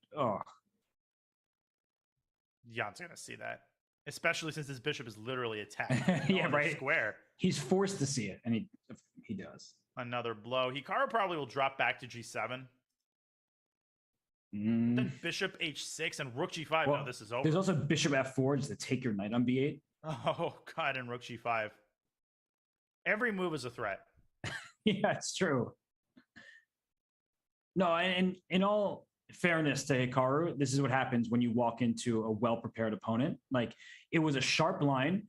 You didn't know every single move that you needed to find to make sure that you could maintain a level game, or at least a game that was playable. And one mistake already was like +3. So yeah, it happens to everybody. In fact, Jan Nepomniachtchi lost. Do you remember that game to Vichy Anand in Grunfeld? He lost in like 17 moves as black because he didn't know the theory or he forgot. I'm gonna have to refresh my memory, but I know a lot of games like this. And the Monday morning Andes, the armchair Andes, are going to say, why did Hikaru go for the sharp line? Why did he sack the exchange? He only needed a draw. But Hikaru just played what's in his repertoire, right? He didn't deviate from his opening. He just didn't expect Jan to pull out Canada's prep this particular moment. Right. And bishop f4 looks like it ends the game the fastest. Yeah, you just trade rooks and the b8 knight is loose. And even if it weren't loose, you're already threatening to take it because the bishop is going to hang on a6. So that's a game. I think Hikaru might resign after bishop f4. But the Hikaru effect, we've seen people lose their minds in these types of positions against him. I'm looking at Jan's body language, and he doesn't look like a guy who's about to throw this game away. That is very valid. He also has 8 minutes. Like, one question I was thinking is, like, oh, does he really need to think here? His win seems pretty straightforward, but it's good that he's thinking because he has plenty of time and he's completely winning. He's also enjoying it. Yeah. He's enjoying the process of finding the winning move because he knows it's there and he knows the result of the game is not in question. Well, you know what he was really doing, Danya, is he was doing game theory and trying to figure out what he's going to bid in the Armageddon. Right. No, this is disgusting. It's just done. That knight on b8 never moved a muscle, and now it's going to be captured. What a miserable existence. This has only been 23 moves, by the way. No, I mean, Hikaru got obliterated, and this just does not happen to him at all. Ever. 2 minutes on the clock. He's down 5.5 minutes in a 10-minute game. Just repeat that to yourself. Has Hikaru ever been down 5.5 minutes in any non-classical time control? And I don't think Hikaru is actually going to be too upset with this game because this happens, right? This is an on-site accident that just happens to chess players from time to time. It doesn't matter who you are. And this is the particular game in which it happened. Bishop takes e5 is actually possible. Oh, and rook h8 mate. Oh, look at that. That's a sleek line. Wow, that's actually sick. Nepo, though, he keeps the tension between a5, and Hikaru resigns the game. Or does he? No, he doesn't. He doesn't. Yeah, he hasn't yet, but you made a really good point, and I think it's an important observation because if you think about how these games have gone, I actually think Jan is the one who should be more upset because he had a good position with black and then got outplayed, whereas Hikaru just entered a line that he wasn't super familiar with and got crushed. And that sounds worse, right? Getting crushed sounds worse than losing a long game, but no, because Hikaru didn't get outplayed by Jan. He just got wiped off the board. So I think as we head into the bidding here, I believe that both players, I mean, I think Jan probably wants white, and Hikaru, I don't know if he really wants white because he didn't get anything out of the opening. Yeah, and Hikaru's gonna have to improvise on the fly because Hikaru has been playing this particular line of the Catalan for the past year plus. So he's gonna have to pull something out of his pocket, something that's been sitting, on his chess base for a while, because they cannot repeat this. Hikaru cannot afford that, even if he finds an improvement. Jan knows this line backwards and forwards. That was obvious. So I'm just trying to get the mentality of the players right now. If you're Hikaru, you probably want black because you're very fast. So you're not too worried about getting in time trouble. But if you get hit with more candidates prep, then good luck to anybody, no matter how much time you have. And if you're Jan, you were doing pretty well with black. You just stumbled in endgame, and with white, you just crushed him. So what color do the players want? I mean, they might hedge their bets and bet something like 8 minutes, 7.5 minutes. We've seen players do that where they say, okay, I'm fine taking black, but you're going to have to give me a pretty generous amount of time. Mm-hmm. Yeah, I really don't know what I would bid if I were the players. I think if I were Hikaru, I would bid 7.5 minutes. I think why I'm struggling so much is that while Hikaru is faster than everybody, Jan in classical chess is faster than everybody. So he knows his stuff and he puts pressure on you on the clock. It's such an even matchup, I guess. Yeah, it really is. And we're in, as Akila is saying in the chat, for a legendary Armageddon. This is just going to be one of those games. You can feel it in the air. You know this is going to be an epic game. You just know it. Mm-hmm. And I mean, Hikaru's armor has been cracked, right? He has been borderline invincible in so many of these events, right? Throughout the RCC season, he was making all of the knockouts, winning plenty of them. He's won all these Title Tuesdays. Jan, he scored some victories here and there, but wasn't as consistent and didn't play as much. But now we'll see if Jan Nepomniachtchi, if he has what it takes to take on our next higher player resume, Hikaru Nakamura. I really don't think you need to read his resume because you should know everything about him. He is just an absolute legend of the chess world. He is a 4-time speed chess champion and a 5-time US champion. So if you didn't think he could play classical, you're wrong. You already know he can play blitz. So what a legend this guy is. Yeah, I mean, there's just nothing to talk about. If you don't know who he is and what he has done, where have you been? Then it must be day one of your journey into the chess world. And that's okay if it is.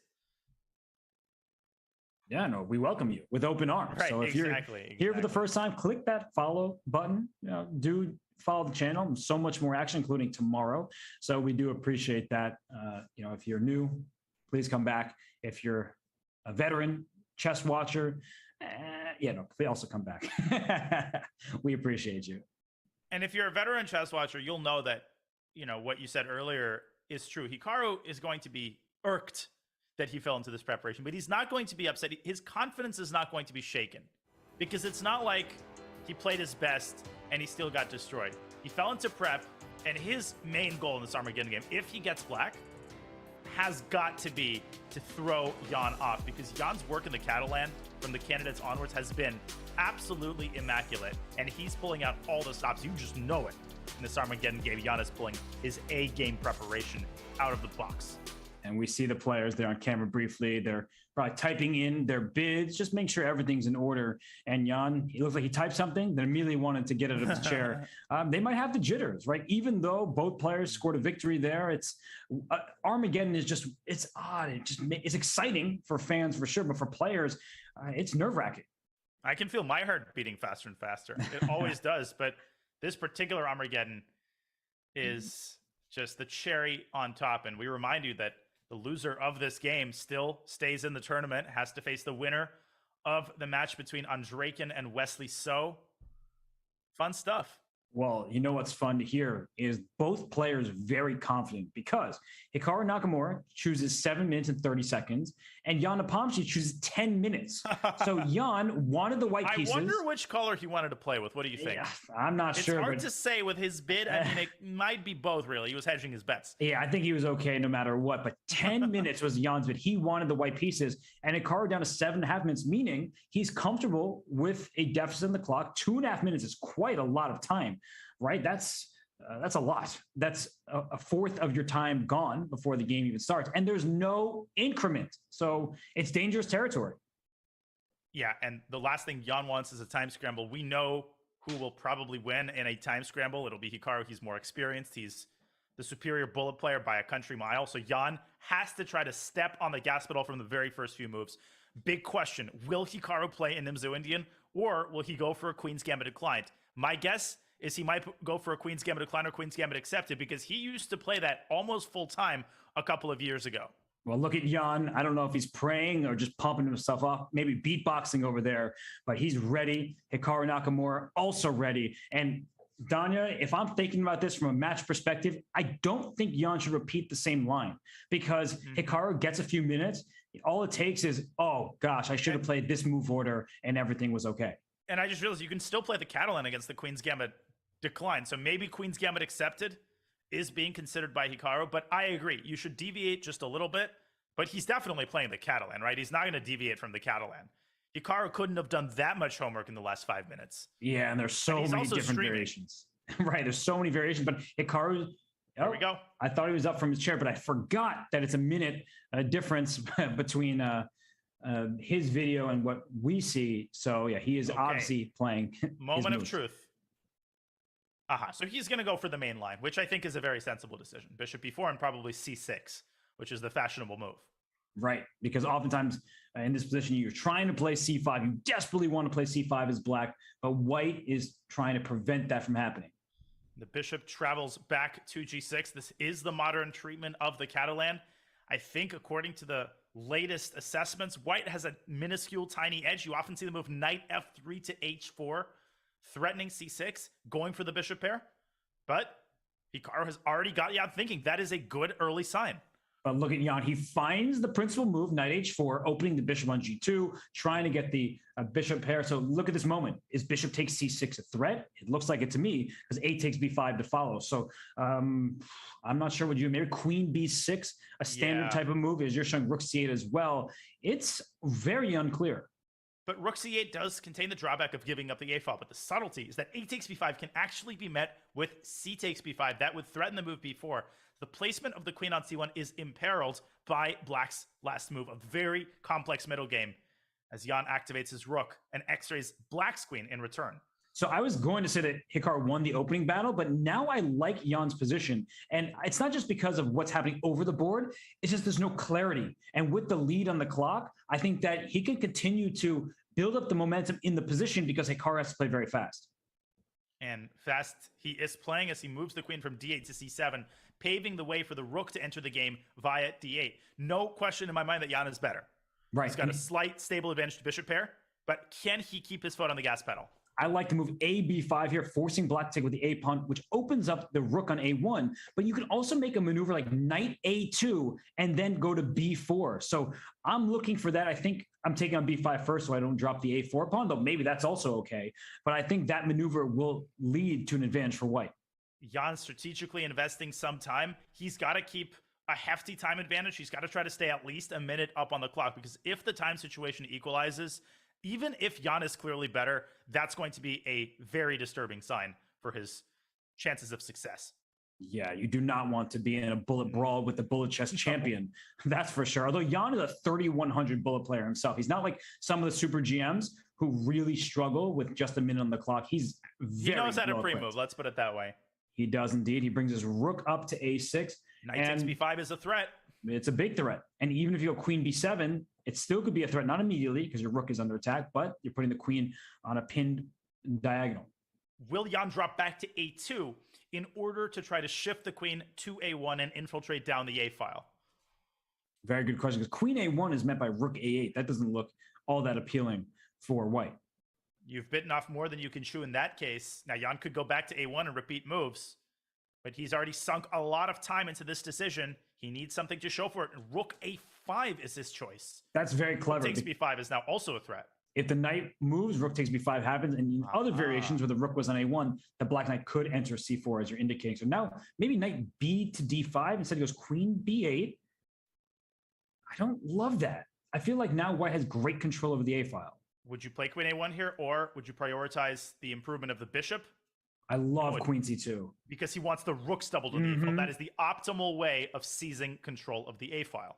And I was going to answer your question with yes, I was going to play queen a1, but then I saw Jan's move. I'm like, nope, that guy's better at chess than I am. Let's follow his moves. It's so clear that Jan has such a deep command of this position. It's so clear that he's done his homework, not just in the sense of opening preparation, but in the sense of understanding what the middle game ideas are. And for the time being, he's kept a hefty time advantage. He's doing everything he needs to do.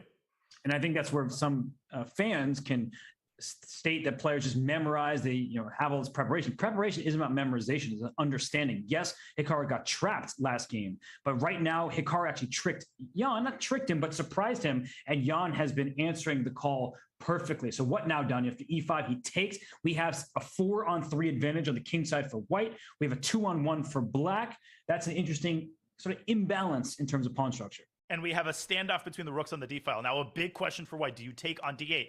The upside of that move is that black will have to recapture with the bishop in order to keep c6 protected, but Jan chooses to keep the tension, intensifying the pressure not only on the knight, but by extension on the c6 pawn. That is the main target, which he needs to try to encircle with his rooks and his bishop. I actually love that move because if black brings the knight to d5, after knight takes d5, you might take with the pawn on d5, and now you have two different isolated pawns, b5 and d5. White also has the bishop pair, so it's looking really nice for Jan Nepomniachtchi. And look at the lead on the clock. Still remains 2 minutes. Back to 2 minutes, and Hikaru has burned through a significant portion of his time. He might have to bring his queen back to defend b6, but then you've got all sorts of shenanigans with knight takes b5 that you have to process. This is a very unpleasant position, especially from a practical standpoint, because Jan keeps asking harder and harder questions on every move. And I think Hikaru likes shenanigans as much as the next guy, but not right now in Armageddon chess. He takes on d1. Good move. How do you take back? If you take with the queen, maybe there's a quick knight c4 hitting the b2 pawn. Look at Jan taking with the knight, opening up his bishop from e1 to the a5 diagonal. Now, I'd bet $1 that he will not take on c6. I don't even know why. I just don't think he's going to do that. No. Although knowing Jan, he's done crazier things. Wait a second. Is there bishop h3, rook c7, bishop a5 kind of stuff? Ooh, with a pin against the knight, but Jan chooses a more conventional move as he reactivates his knight, and Hikaru shoos the rook away from a6. Mm-hmm. Rook back to a1. But this advantage feels lasting for white. Yeah, this is like Jan's game against Fedoseev. This is taking on very similar contours. Of course, Hikaru is stronger. He will not panic. And if Hikaru can set his queenside pawns in motion, Robert, if he can go c5 and b4, he actually might turn his weakness into a strength. And that's why I think that white needs to operate from the E through H files. You have an extra pawn there. I'm not sure if H4 is actually useful, but at some point, maybe E4, E5, then bring your knight to E4, things like that. It's getting mixed, right? It's a mixed bag here, but I feel like white needs to operate toward the king side. The eval bar, though, continues to no, and there goes Hikaru with his queenside pawns, b5, b4, a big move, asking Jan a question of his own. Okay, and look at that response. Let's trade those knights off. And after c5, maybe just like a queen ace. Oh, he trades queens. I think this is going in a good direction for Hikaru. I think he's still slightly worse in the endgame. The bishop pair, White's command of the light squares in the center gives White a lasting advantage, but this is an easier position to handle for Hikaru than that middle game. Yes, and we did see Andreikin take down Fedoseev in an equal ending with this kind of pawn structure, right? So you need to be careful if you're Hikaru not to let those pawns roll up the board. But Hikaru, look at how he's managed his time. He's only spent 3 minutes. It feels like he spent so much longer than that, but he's got an ocean of time left on his clock. Rook d8 might be on tap here, and if the rooks get traded, how is Jan going to approach those weak queenside pawns? With what? Right. You're going to have to start pushing the kingside pawns, but with what? You don't have many pieces remaining. So I think that ultimately a move like bishop to c4, right? Bishop f1 to Bishop c4. f1, yeah. Going for something like that. And also keeps pieces on the board. And that prolongs the game, which is good for the side who's up on the time. Yeah, Jan has to find where prolonging the game is absolutely crucial because even Hikaru has to spend a certain amount of time in this situation. And what a bold decision. Moving the pawn to g4, immobilizing White's entire kingside. That's a deep freeze if I've ever seen one. And maybe h2, h3 should be considered to unfreeze the pawns. And I think that Black will play the move f5. Hikaru will probably have to extend on the king side, which could get his king in trouble later in the game. So c4, not available with the b4 pawn being loose, but maybe tactically it can work out. And that's why Jan puts the bishop on d5. Now he definitely prevents c4, but Hikaru aims at the bishop, moves the rook back to d8. Just get the sense that Hikaru is playing with a lot of confidence here. Knight b5, knight c3 is another idea that Jan has to reckon with. And knight b5 to d4 now, but maybe... just maybe White can operate around that knight. There is no king d3 though, because after knight d4, king d, knight takes b3 becomes available thanks to the. But where do you go? Where do you go to e3? Because then you have to reckon with the knight's future. Oh, so king back to f1, just run away. I suppose so, but that's a pretty big win for Black. And if he wants to force an opposite color bishop position, which is what he's he's doing that. Unbelievable game by Hikaru. I mean, this defense is. To say it's textbook is to say nothing. This has been surgical, filigree precision, but he needs to finish the job. And h2 is hanging, by the way. Which he might take.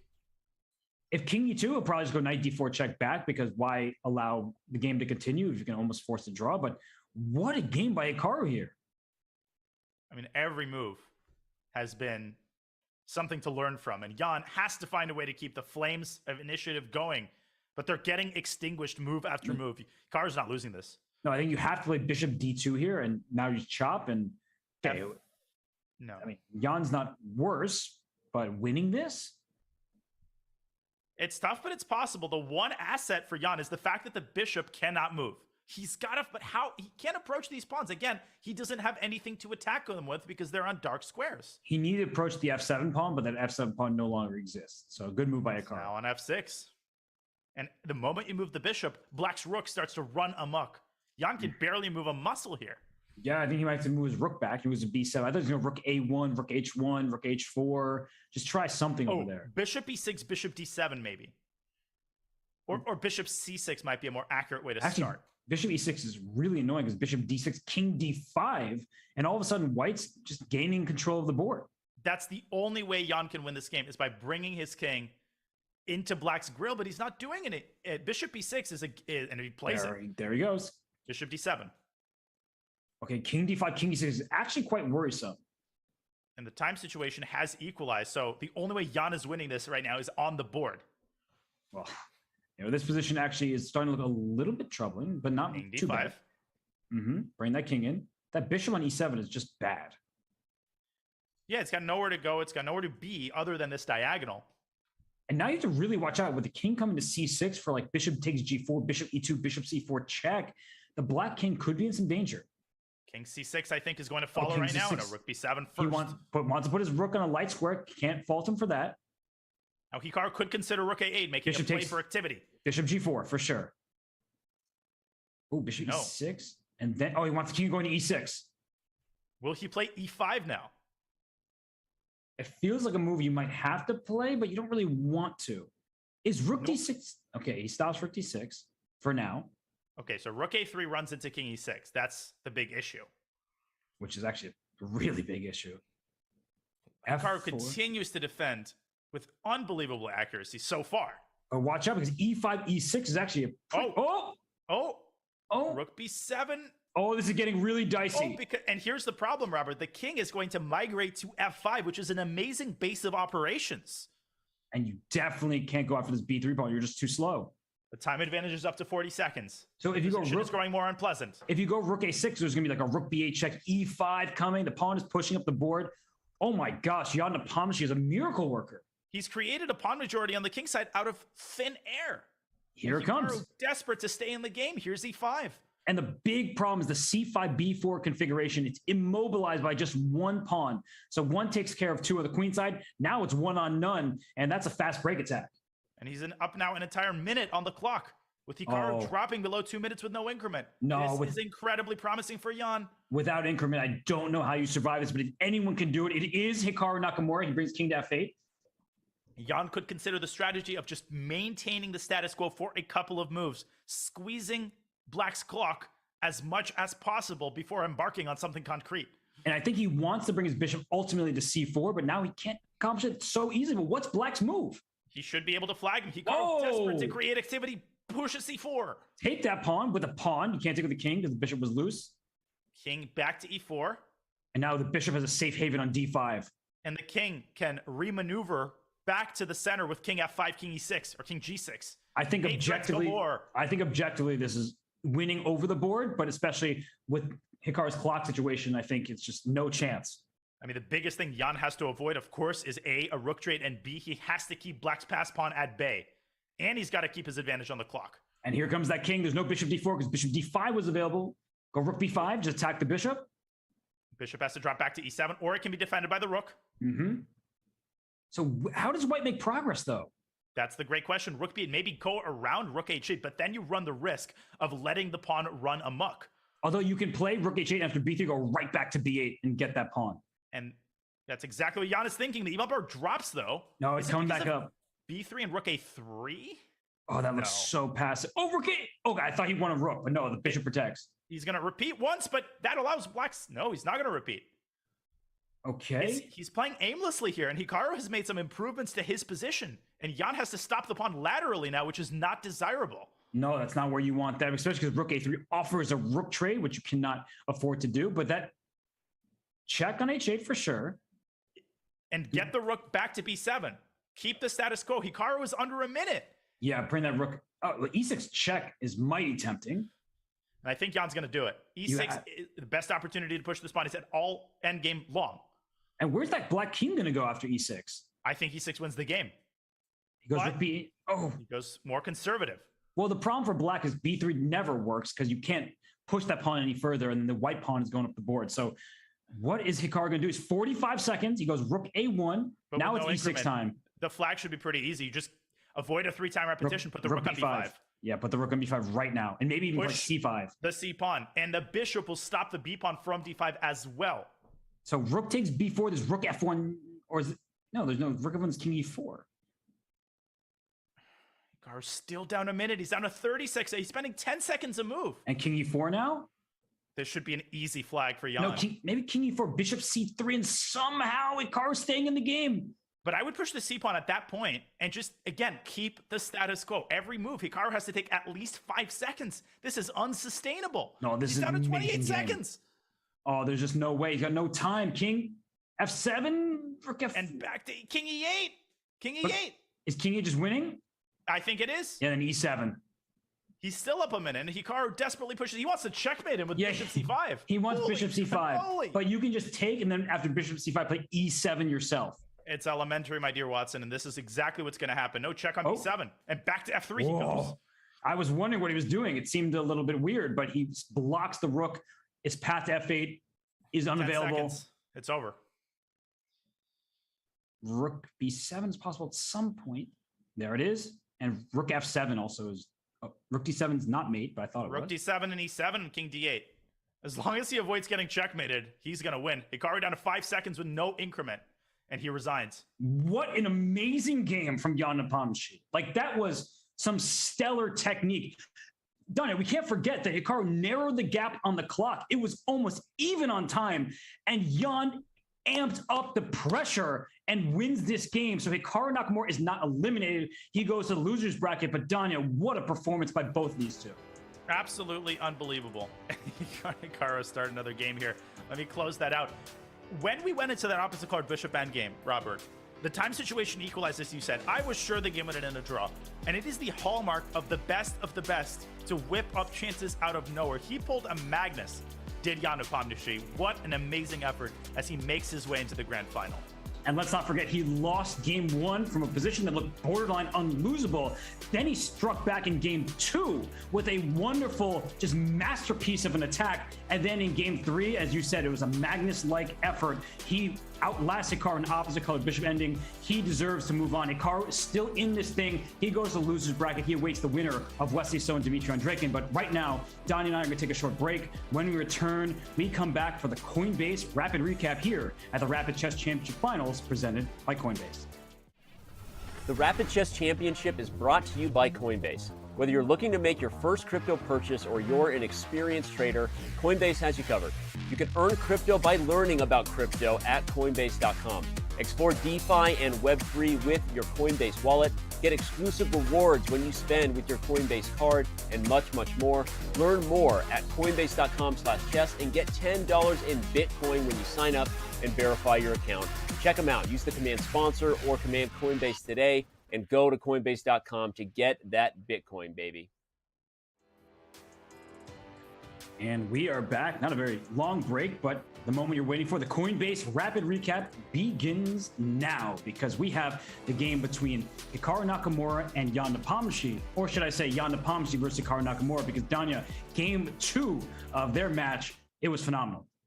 It was indeed, and it was made all the more spicy by the fact that Jan lost game 1 in a painful endgame. It was a textbook effort by Hikaru, and the first thing Jan does is turn to his trusty cattle, and he has been playing it successfully all RCC long. He played it to defeat Fedoseev in the Armageddon game yesterday. He plays it once again against Hikaru Nakamura. But Robert, Hikaru in the candidates in his last couple of tournaments has shown stellar preparation against the Catalan. So Jan, in this moment, does something a little bit different than usual.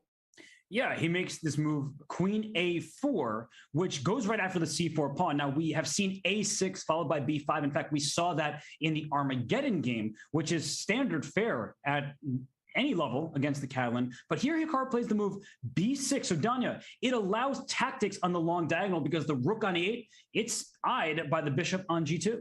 And of course, Hikaru saw this, and this is well known. Jan immediately pounces with knight e5, which leads to an exchange sacrifice. Queen takes d4, and Hikaru captures the knight on e5. So technically, black might even, we can say, be up a little bit of material. Black has 2 pawns for the exchange. But the underlying problem in black's position is his terrible development. These 2 pieces on the king side, keep a close eye on them because, spoiler alert, they essentially never got out of the gates. But Jan's preparation from this point on, Robert, was beyond impressive.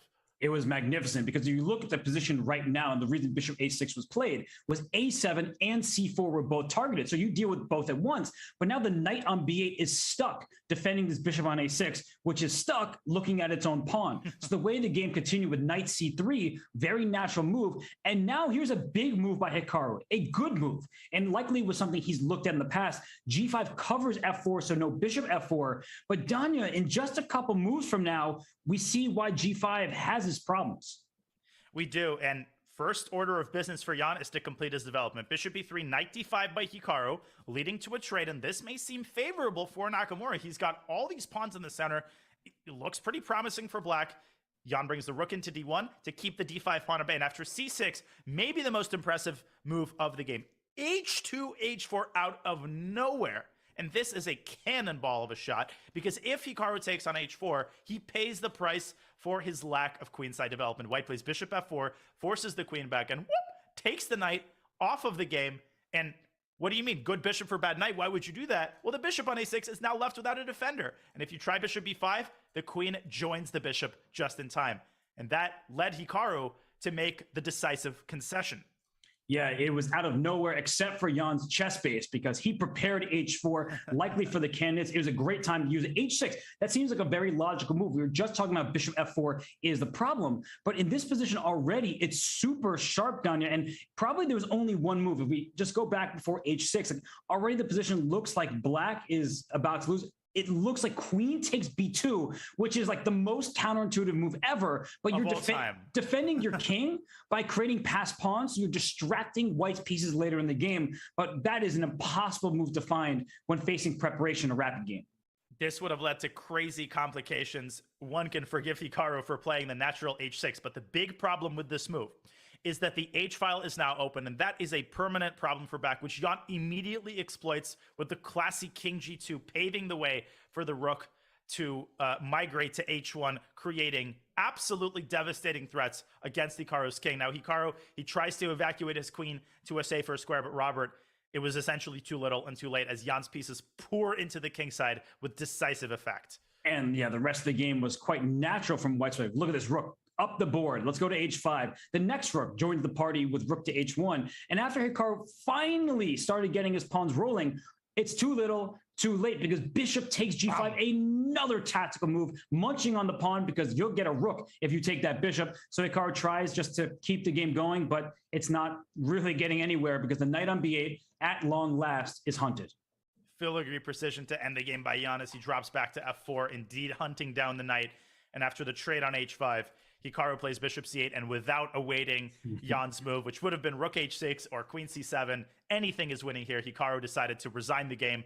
That led to an Armageddon, which was arguably an even greater masterpiece for Jan as he defeats Hikaru Nakamura, making his way to the grand finals. And that was your Coinbase rapid recap. Jan Nepomniachtchi, an absolute hero in this match and in the RCC as a whole. Yeah, what a performance by him. His invitation to the Rapid Chess Championship seems very warranted. He moves on to the grand finals. Who will he face? We don't have the answer to that because if you look at the bottom of the screen here in the gray, Wesley So, he lived to see another day, and so does Dmitry Andreikin. So those two will square off. The winner of that match gets the lovely, lovely prize of taking on Hikaru Nakamura, and the winner from there gets some shot at Jan Nepomniachtchi. Now, Jan, he is the favorite to win this event because he has 2 lives. If he loses a 2-game match, he gets another one right from there. So Jan Nepomniachtchi, he must be thrilled with the day he has had. He defeats Hikaru Nakamura after losing game 1. Danya, we gotta just tip our proverbial cap to him over and over and over again because he took a punch, but he immediately got right back up and he delivered the fatal blow to Hikaru Nakamura. And now Jan Nepomniachtchi, he's the one that everyone is trying to catch. His form is unbelievable. His preparation is crazy. He has so many tricks to pull out of the bag. This is Jan 2.0. We talked about it. This might even be Jan 3.0 because not only does he play the Catalan, not only does he now play the Petrov, but he's playing with such energy. He's playing with such passion. He's not just playing for a draw with black and for a win with white. He's playing for a win everywhere. He's playing with tremendous precision, calmness, tranquility, and amazing energy. Jan has been so fun to watch this tournament. Hikaru Nakamura drops down to the loser's bracket. He's got a chip on his shoulder. He's defeated Wesley and Andreikin plenty of times in the RCC, and Hikaru wants nothing more than another stab at Jan Nepomniachtchi in the RCC finals. And as you're saying, Hikaru's defeated them numerous times, but they also are 2 of the players who can claim that they've also beaten Hikaru a number of times. So nothing is set in stone from the loser's bracket. It will be super fascinating to see what happens on Championship Sunday. But for now, Danya and I are going to head out. We want to thank everybody who's been tuning in. Danya, I'll give you some final words before I wrap up the show and let us go. It's been such a treat to watch the RCC and to commentate it with you. You know, this day promised to contain loads of action, and it did. It did not disappoint. And I'm not just saying it because I got to say it. I would have called it out if we didn't have enough action, but we did. We had an amazing Armageddon to cap off the day.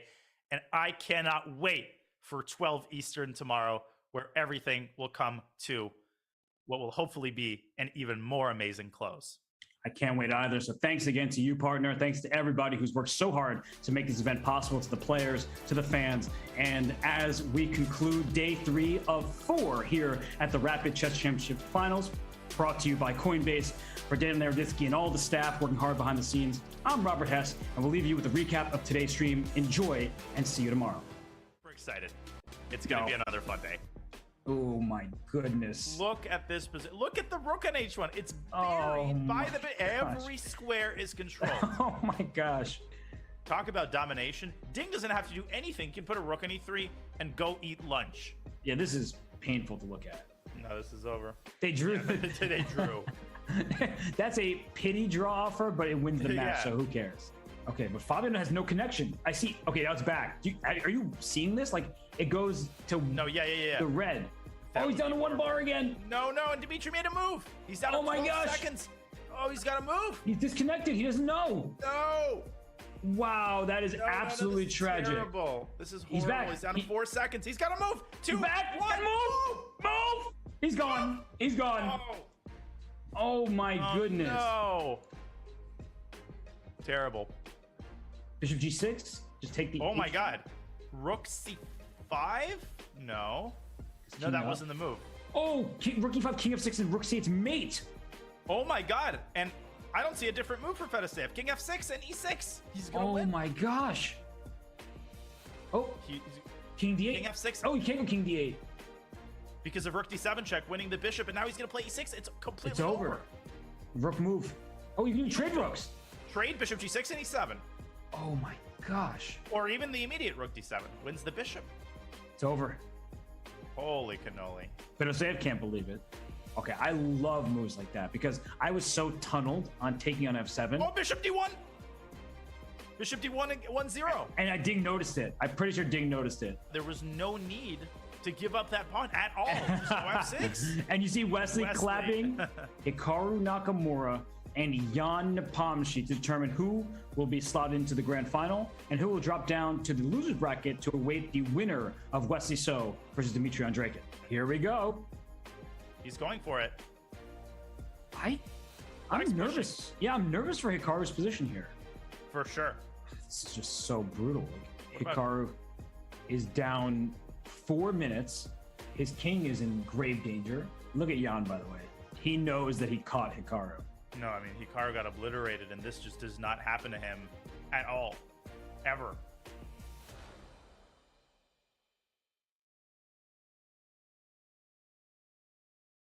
Super excited.